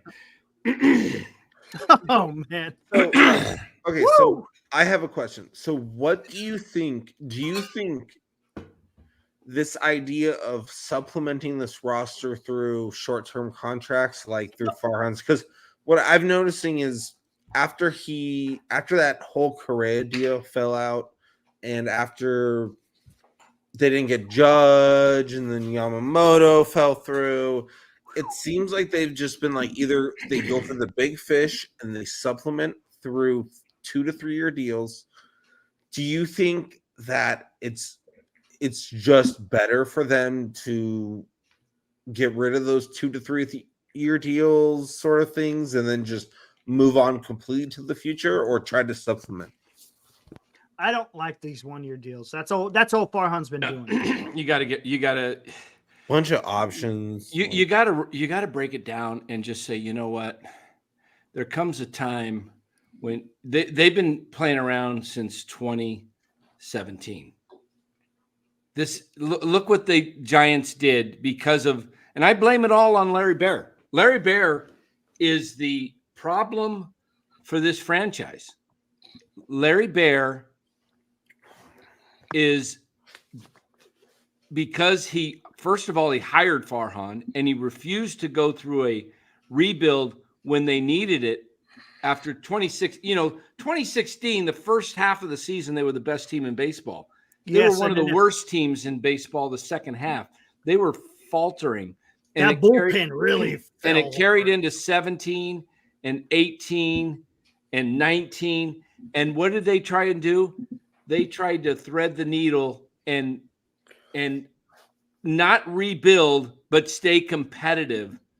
What they thought was competitive to maybe squeak into a playoffs.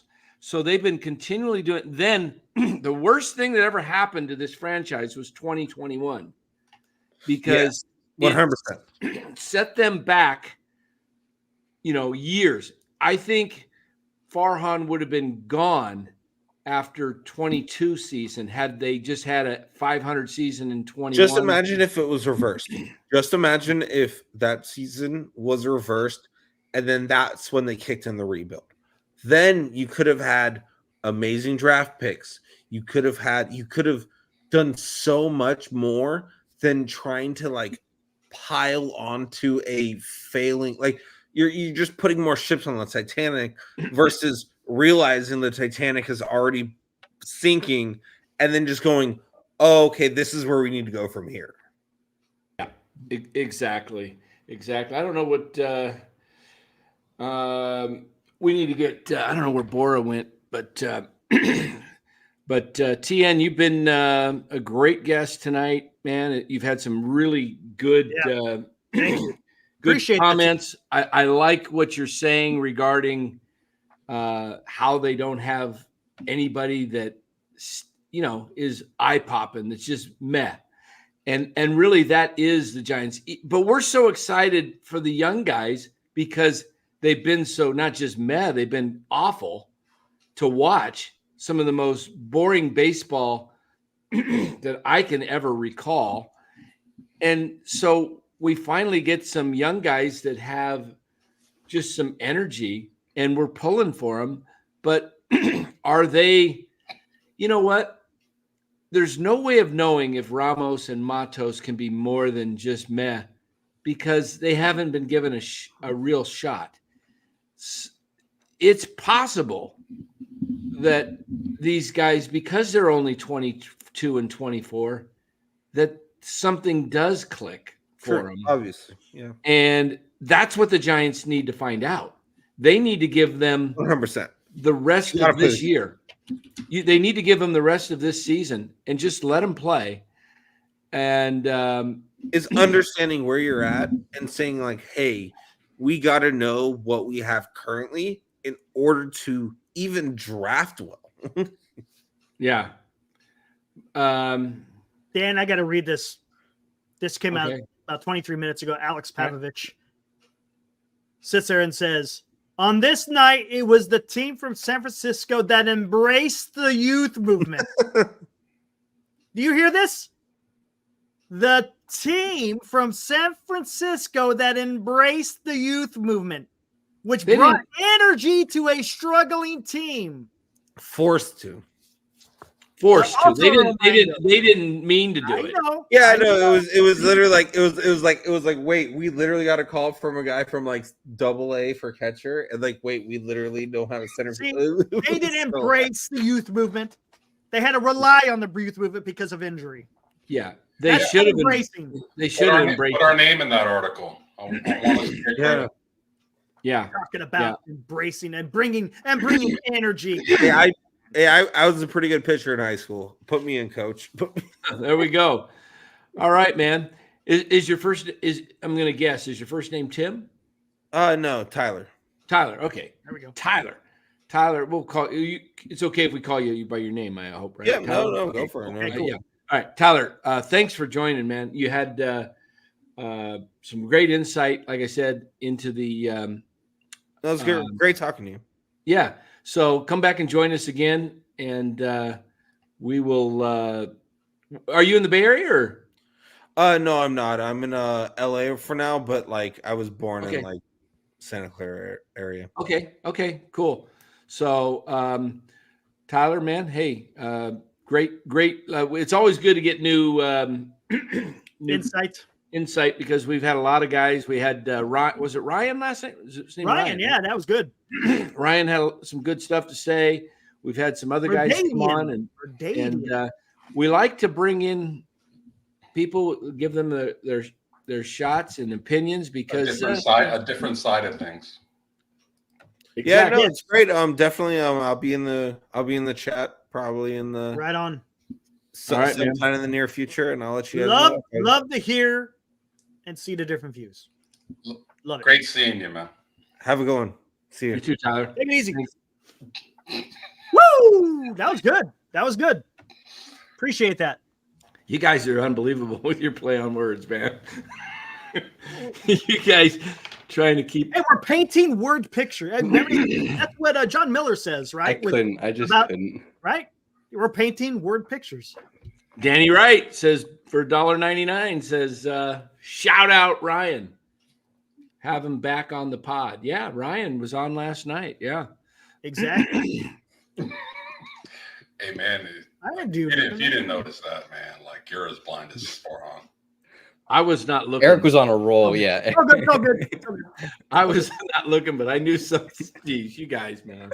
Oh, you'll go back and you're gonna be like, wow, I missed that. and that was not the one that you're seeing some dude working on his car down the street like halfway down, man. That was full blown. That was full blown, man. All right. Woo! All right. Oh, hey, the chat caught it too. Man, that's comical. Man, that's loved it. That's tough. That's a tough one, man. Well, We can. Hey, way to make a good first impression. Though, I mean, let's look. Right on. Exactly. Come on, man. If I walked away, We're good. Hold up, man. I called you on the side, man. You were on D&D. I was like, oh gosh, Let's look for tomorrow. It's Keaton Wynn, right? Yep. Who's is it Glasnow? No, Glasnow's on Wednesday. I heard Glasnow is possibly up in the air. Like maybe they might push him out back. Oh no! Saving for a better team. Exactly. Oh. They might go. They might do a bullpen game if they feel like.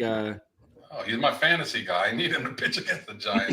Hey, how many strikeouts tonight? Was it 13? Shit. Oh.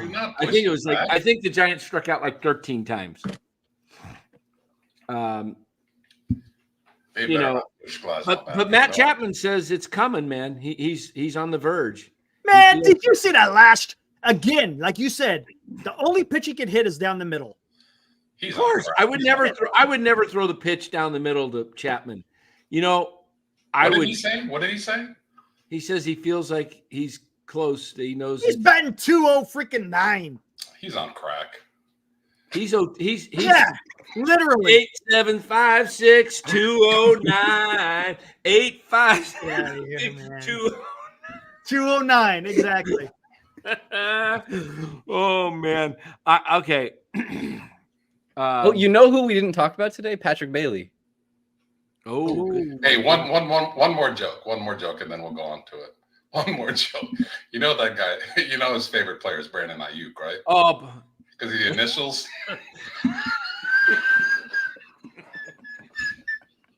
Hey. Okay, we can move on. Yeah, I didn't see it, but I'll go back and check it out. But hey, Dan, when you you know what?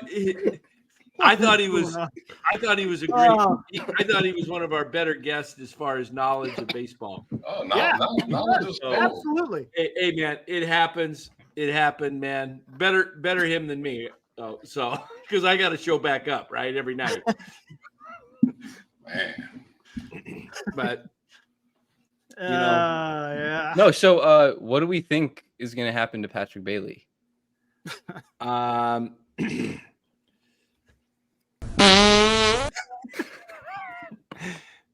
if you would have put that on there at the same time, that would have been an all-time short. That would have been an all-time. You had to be quick on the. You got to be quick on the trigger for that son of a gun. You know, Dave. You got to be quick. You got to be ready for that son of a bitch right there, man. If you ain't ready for that, forget about it. The funny thing about it is when it happened, like if we were all sitting next to each other, we would have went like, did you just see what I think I saw? Like I was looking at everybody's reaction. I was watching you guys, man, and you guys were like, I think Morrow was the first one to crack, and then no pun intended. Crack. No. And then when he did, I know he saw what I saw, and then Eric chimed in. And Dan, you were the only one that's like, what's going on, man? Hey, look, man, he's got a great sense of humor, man. I love it. He's 6'4", 250. He said, no belt's holding that up.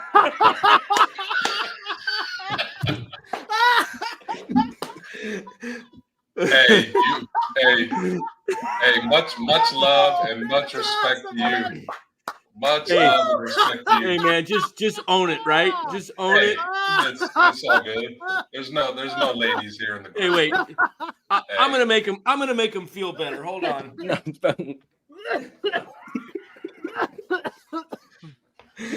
Oh, no, man, that guy's awesome, man.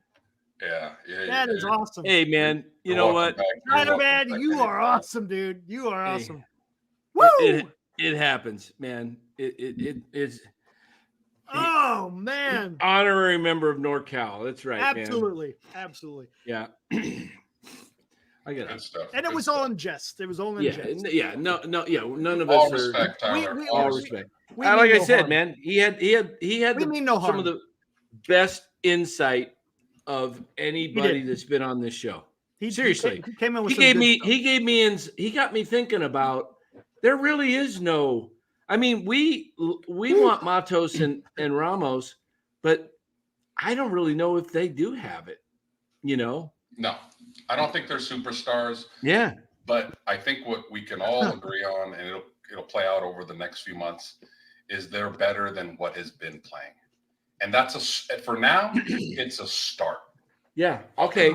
So what are you doing? And you know what? You never know. Maybe one or two of these guys are going to become pretty good. I don't know if they'll be a superstar, but hey, what do you guys do? If thanks for removing. I was just going to. It will be top 5 show for sure. What do you guys do if Ramos and Matos and maybe even Casey, but more so Ramos and Matos because they have no outfield hope?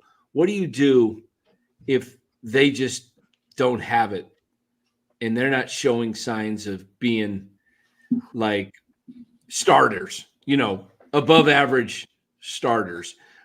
What if they're given a legitimate chance this yeah, year? let's say they get to 300 plus at bats, each of them. Okay.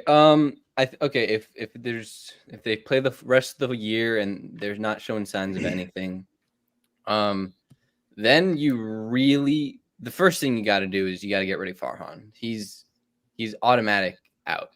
The second, you would have to consider trading away your best players.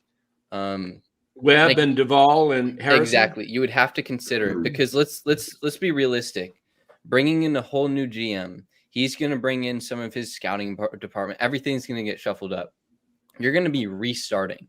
You're going to have to rebuild because you can't just keep on playing this game where you stay right below 500 and hope for a good year. You're going to have to fully rebuild. And forget the Juan Soto, guys. He's not coming. Yeah. He's not coming. Don't even talk about that. It's going to take 3 to 4 to 5 years to even get a glimpse of the playoffs or even have a thought of the playoffs.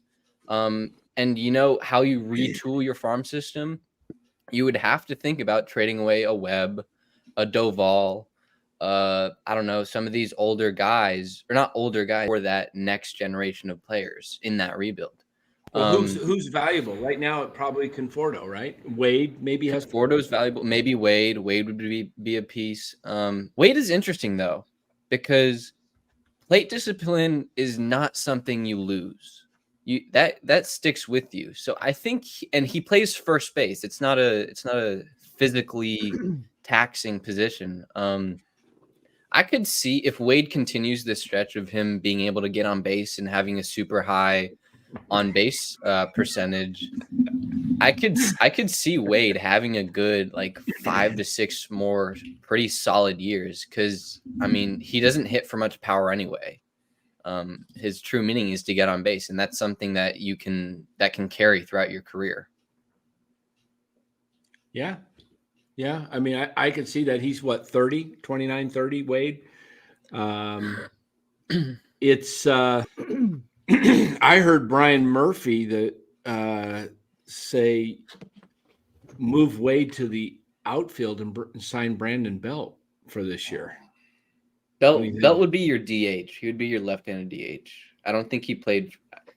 It's going to take him like a month and a half just to ramp up. He hasn't had no baseball activity in a while. Yeah, and his knee. I have concerns about his knees. Yeah, no, that would not be a good look for the organization. Ryan, our guest last night, Conforto definitely has value right now. Same with Wade. Yeah, it's too.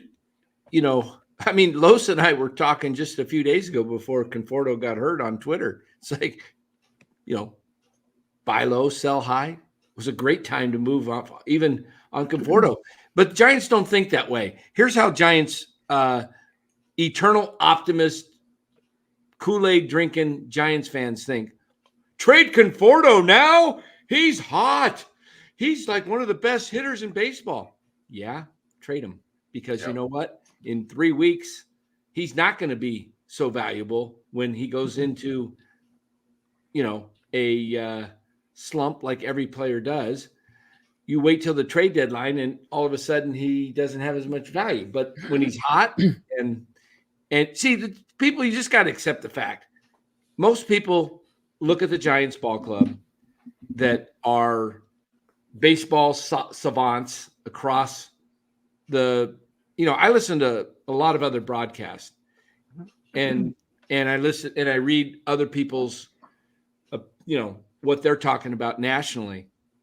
The respect for the Giants is very low. At an all-time low. The Giants are a bad hitting team, and we think their pitching's great. They're getting pitching performances from a few guys that are good, but overall, they're pretty low on the pitching stats across baseball. So, it's not pretty. This is not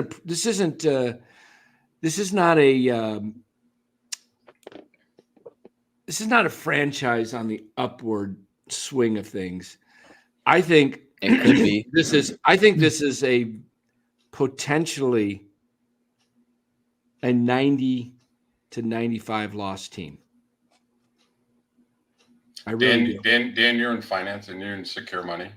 When's the best time to sell a stock? When it's high. And to buy it? Low.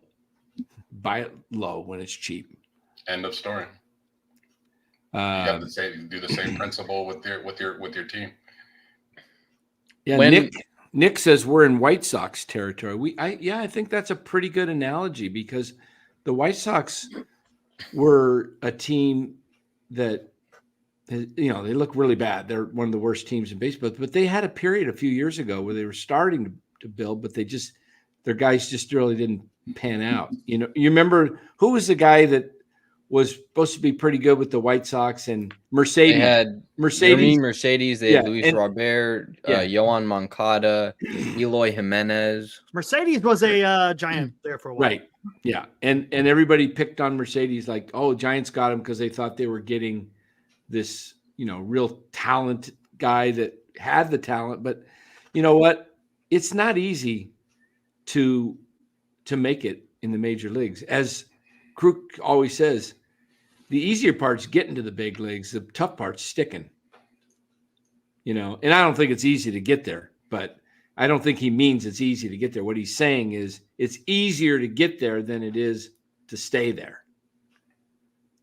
It's tough. I mean, look at Brett Wisely. He's made a couple of cameo appearances last year and this year. I hope the kid makes it because I don't root against kids.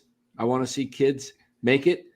But that's a guy that may never get back to the big leagues. I'll tell you the one thing about Ramos that I look at him and I look at young players in general. Young players are so desperate to make good impressions.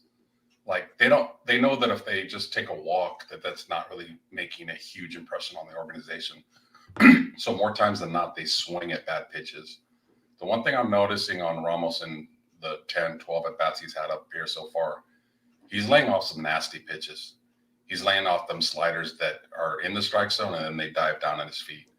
So that's telling me that he's recognizing pitches that are not strikes. And if he keeps progressing like that and only swings at pitches to hit, I think I agree with Bora that out of the two, I think he's going to have a higher upside. I think he recognizes things a little bit. Matos is not quite there yet, but we'll see. I could be wrong there, but I like what I see so far with Ramos. Let me address this. You want to play Melvin here? What do you think about this? I'll just read. I'm not going to play it. It says, obviously, there's a lot of youth right now and some different players than we envisioned being here right now. But it's part of the game, and we're going to have to deal with it. I see. I don't like that. I don't like that. Do you hear exactly, Los? That's what I'm thinking. That means they believe it. That means they believe in their veterans. They believe in their veterans. Exactly. I wish I was in that room to counter what he said. Now here's the question. I thought this guy was all about the youth when he was with Oakland. The A's, he was, but he also had a different person running the club. True. But that's quite interesting when he says, some different players than we envisioned, but it's part of the game and we're going to have to deal with it. If he had left it at, it's part of the game. Yeah. That would have been okay. But for him to end it with, and we're going to have to deal with it, man, that's powerful, guys. You know what you're doing? You're putting down those young guys now. Yes, you are. Exactly. Now I would love to have seen guys. It's part of the game, and now these young kids get to see what they're made of. Now I see why Luis Matos is wearing a blue glove. Yeah. These guys they don't feel respected. I want to address this comment by Live. It's clear that we need to start the rebuild now. Management is a problem. Let me tell you why management's a problem. When the Giants bought this club in 1993, they hired Bob Quinn, I believe, was the GM. But first it was Al Rosen. Al Rosen was running the club with Bob Lurie. He took over in 86. Al Rosen was a general manager for the Yankees and then 5 years with the Astros. was a great ball player too. Al Rosen came in and he had the ability to just run the club, and he ran it. And then Peter McGowan bought the club from Lurie, saved it from going to Tampa Bay. And the first move they did was they got Barry Bonds. And they let Quinn make moves. The Giants didn't know anything really going on. They bought the team for $100 million. And then I'll tell you what happened. Then after Quinn left, they hired Sabian, who brought in, who also Ned was the assistant GM, assistant GM and GM basically was the titles back then. And they knew how to run the franchise, and the owners didn't know what was going on. They let baseball people run it. And then they ran it and they had success, and the ownership thought, you know what? It's kind of like what Dallas did with Cowboys did with Jimmy Johnson. Jerry Jones thought, I could do this. I don't need a great head coach. I can run this club. And what has the Cowboys done since? Now, the Giants, their attitude was this. We got our 3 World Series championships. We got all this property. Let's just turn it over to some guy and he'll do what we tell him to do. And he'll be kind of like just run the club and make it palatable, somewhat just,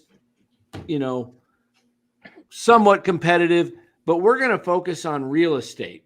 We're going to build up that whole Mission Rock, and we're going to focus on that. This is what's going on, guys. The Giants don't have a baseball man or a person, because it could be a woman, Kim Ning.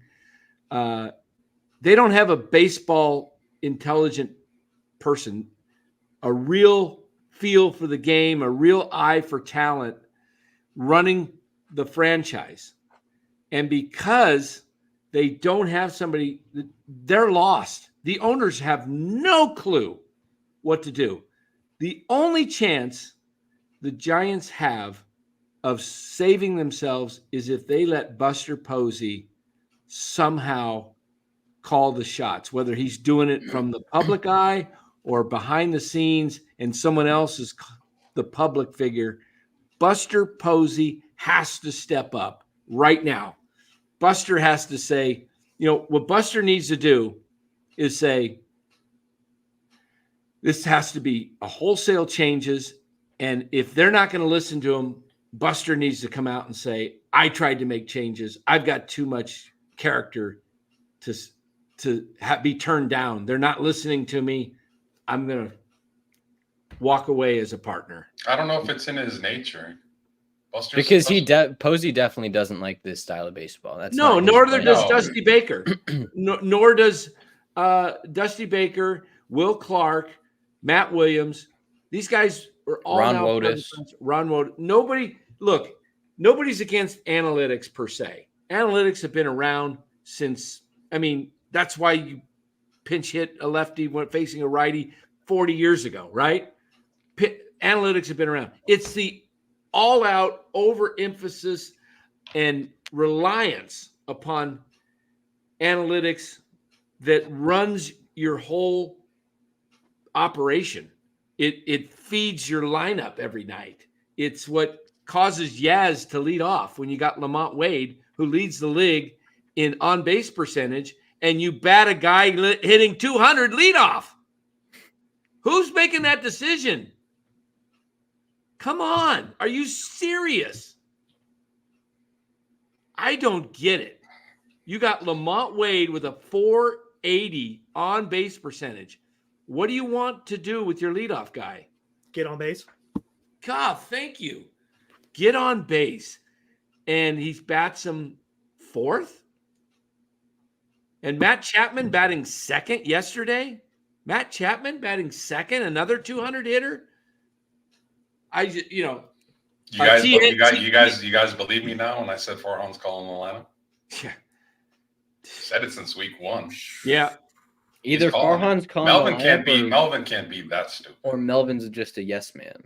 I think he's a yes man. Either way, it's bad, right? Either way, exactly. Either way. Well, this line really was a big turnoff. That last, like I said, if he had left it halfway through. Yeah. Exactly. I know, man. But the way he ended it, but we just have to deal with it. We have to put that up one more time, Eric. I want to see that. Just read between the lines. Like if you're Ramos and you're playing well, and you're Matos and you hit a 3-run bomb, and you're Casey playing really good defense, and you're still working at it through the glove. Like that's such a horrible endorsement. Can we listen to it? Because sometimes reading things is you hear something different than the voice inflection. You know how I want to see if it sounds as bad as it reads in print. Because sometimes you read things in print and go, oh my gosh. We won't get in trouble playing it, Eric? I don't think so. I think we might be okay on that one. I can't remember where I saw that. It was on KMBR? Yeah. It was, okay. Yeah. Yep, there it is. Hold on one second. Yeah, Melvin in Oakland had Marcus Semien, Matt Chapman in his prime, Matt Olson. He had wasn't he there during? No, they didn't have no. Stephen Piscotty was there. Piscotty. The second baseman, that little guy. What's his name? Kemp? No. Lowry. Yeah, they had a lot of talent. All right. Sean Murphy. Yep, here we go. Listen. Yeah. You guys are still searching for your third win in a row. You've been able to put a finger on. That's right. We didn't talk about that. On that consistency this season. Yeah, we just haven't played well enough. In a lot of the facets of the game, you still look at some of the numbers. They're not that good offensively and on the pitching side, and defensively we've made some mistakes too. So you have to do a couple of things really well to put together a win streak. I believe we will. Obviously there's a lot of youth right now and some different players than we envision being here right now, but it's part of the game, and we're gonna have to deal with it. The shrug of the shoulders told me everything. More than what he said, it was a shrug of the shoulders. Like, well, he did it exactly like this. Oh, this was. I mean, if you translate it, he's the body language. This is not what we envisioned. But could he be referring to the catching and Fitzgerald getting picked off? No, because the question was in general. You're dealing with a lot of players that you plan on being on. He said the youth. He didn't specifically. And he said we have a lot of guys here that we didn't anticipate being here. Like that. That's very, very pretty clear. But we've been saying this. Remember, they're not promoting these guys based on merit. We've said this from the very beginning. It's based off someone getting injured. Yeah, they wouldn't be here. None of them would not be here. None of them would be here. Schmidt would not be here. If Slater didn't get hurt, if Ramos could have 12 homers down there and be down 320. So Bora an hour ago said there's no way Ramos is going down if he plays well. And I pushed back to him respectfully, and I said, I don't trust Farhan, and I really don't trust Melvin. So what is going to happen if Ramos continues to play well, and Conforto comes back a little early and Slater comes back, and they send that kid down again? Oh, it's going to be. I think a lot of fans, besides us, are going to really get. Did you see if what that happens? Then it's a complete misjudgment of your franchise, of your fans, of everybody. Because everybody that I've been seeing, at least, has been calling for the young kids and has been calling for Ramos. And if that happens, that's just that's an organizational failure. Did you see what Matt Nahagian of 95.7 The Game said or tweeted out? I saw. He tweeted out, Ramos stays, something to this effect. Ramos stays, I stay. Ramos goes, I go. Yeah, exactly. In other words, if they send Ramos back down, he said, I'm done. And I think that's right. Donaldson. I'm good point. I'm already done as far as my feeling that the Giants. I've been done for the last 2 years now. I'm still a fan. will always hopefully be a fan but if Farhan is with the Giants, he's lost my support of, I'll support the players individually. I'll support especially the young guys, but I'm not going to support the guys that Farhan sticks with and continually will just block guys. Look, we said it weeks ago and Los has said it. No, it's going to take injuries for these guys. And I think Eric said the same thing. It's going to take injuries for these guys to get brought up. And you know what? The injuries happened, and forget the fact that Lee got hurt because Ramos and Matos were already here. Mhm, So right. Lee is now going to bring some Mexican play some guy in the Mexican league, right? I mean, that's where we're going, what do the Giants have right now? They don't have any outfielders. I'm telling you what. They don't have any other outfielders. I would just promote Von Brown. He's 25 years old. Promote him to AAA. I think Barracoto might be ahead of him. Oh, does Gyro Pomeroy play the outfield? He does. I don't know where he's at. He hit I think he's in AA. I think he hit a home run the other day. How about McRae? Where's McRae at? McRae's in AA. Promote those guys up to AAA and get them ready to be called up. This is a mess. This is a mess, guys. And the problem, the Giants value Mikey Stremski as an $8 million outfielder. That's a starting outfielder. Oh, Jonah Cox. There's another guy. Yeah. Yeah. He should be promoted to AA or high A pretty soon. They value Yaz as a starting outfielder. That's why they gave him $8 million. Oh no, they think Yaz is spectacular. He is in the field. Exactly. But their opinions of him is that he's one of the top 3 outfielders, whether he is or isn't. That's what I said. That's what I said earlier. Like when they like somebody no matter what. Yeah, when exactly. They dislike somebody, they dislike them no matter what. Mm-hmm. That's very biased. Those are not baseball decisions. Those are personal decisions. Like you're not making baseball what's better for the team, and that's what's pissing off true fans. Yeah, Yaz would be really good if Yaz was on the 2014 Giants and he was a backup. Defensive replacement. And he was used as certain positions, like somebody just put in the chat. He's Blanco, Gregor Blanco. I think Blanco was more of a consistent hitter, though. I mean, Blanco didn't strike out as much as Yaz did. What do we got here? Let's check this out. I saw this the other day. I saw this too. This is bad. Whoa. Watch this guy throw the bat, guys, and watch the umpire. Boink. Boom. Boop, Umpire. Boop, boop. And down goes Frazier. Wow. That was rough. Ryan said it. Blanco was a much more consistent hitter. Yeah. You got Yaz in your Yeah, right on the cusp. Yeah.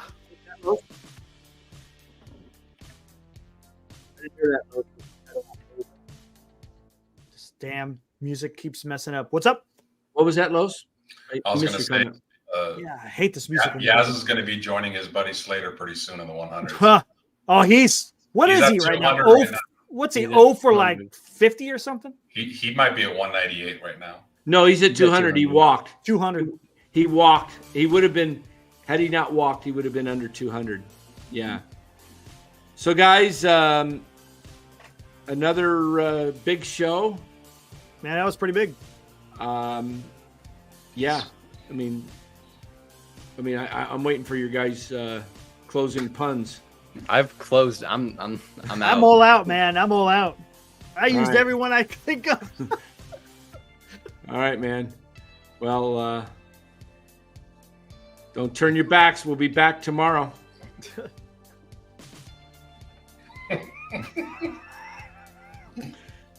Oh my goodness. Wow. Wait, Dan, wait. It's going to take you a good 15, 20 minutes to find the perfect spot for it. Yeah. And when you do, you're going to text us all and go, how did I miss that?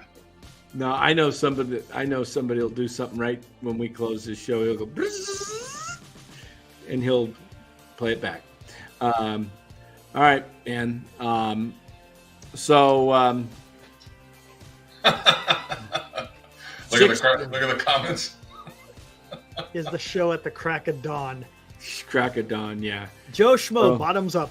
Yeah. So Giants lose 6-4. A tough one. They kind of showed some cracks in the feet, some fissures in the cracks or what in the late innings there. Yeah. So, but it was a good ball game to watch, though. Yeah, it was fun. Right? It was a fun game to watch. Good ball game to watch. It was exciting. Entertaining for sure. Yeah, what you like to see, entertaining games. The crowd was in it. Giants, I don't know. They seem to play the Dodgers close. They have 3 of the 4 games, right? They lost 5-4 twice. Now 6-4. So, it's tough. You know who TN's favorite Giant of all time is, don't you?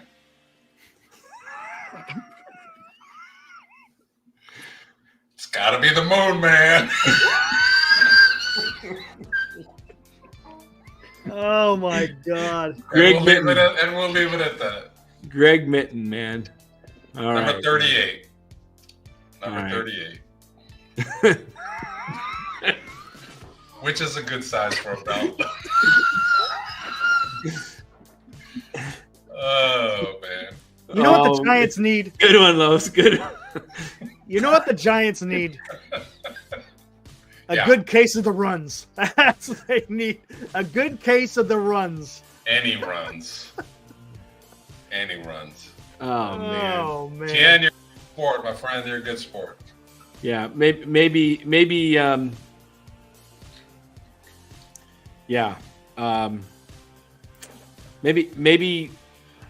a suicide squeeze play coming up, man. A little bit of a element of surprise tomorrow night. Element of surprise. Element of surprise, yeah. Yeah, we had the suicide squeeze on. No one was expecting. Yeah, so anyway. Well, the Dodgers will be ready. They're not going to drop their pants for sure.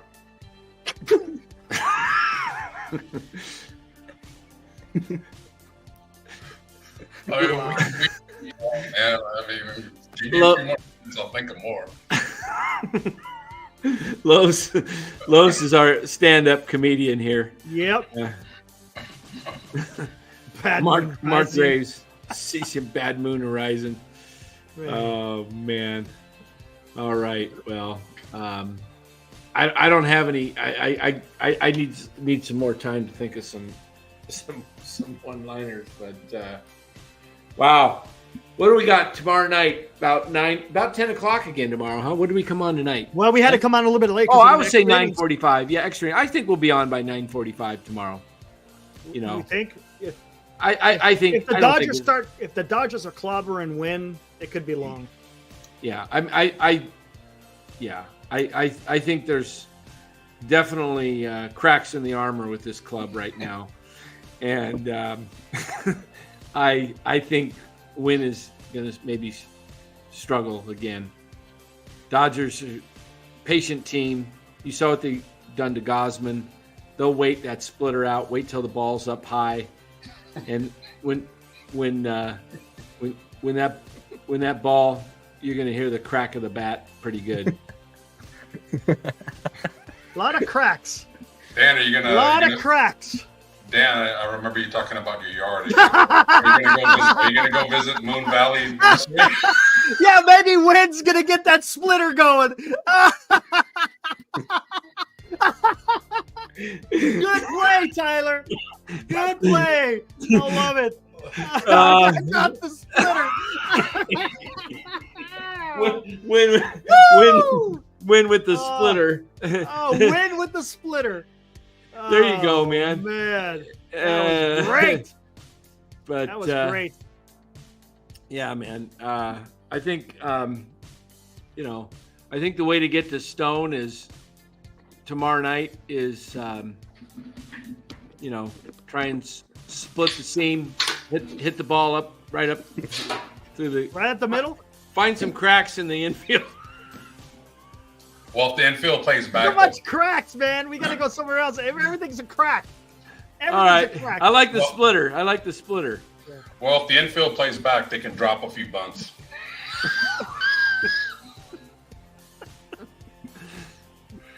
Oh man. I'm reaching. I'm running out of material, man. Yeah, we're running out of material, man. We need Seinfeld right now. Wow. What I want to know, who's going to be batting in the 2-hole?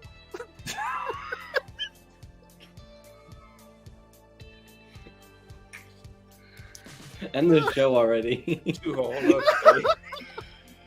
Yeah. Quit while we're. Should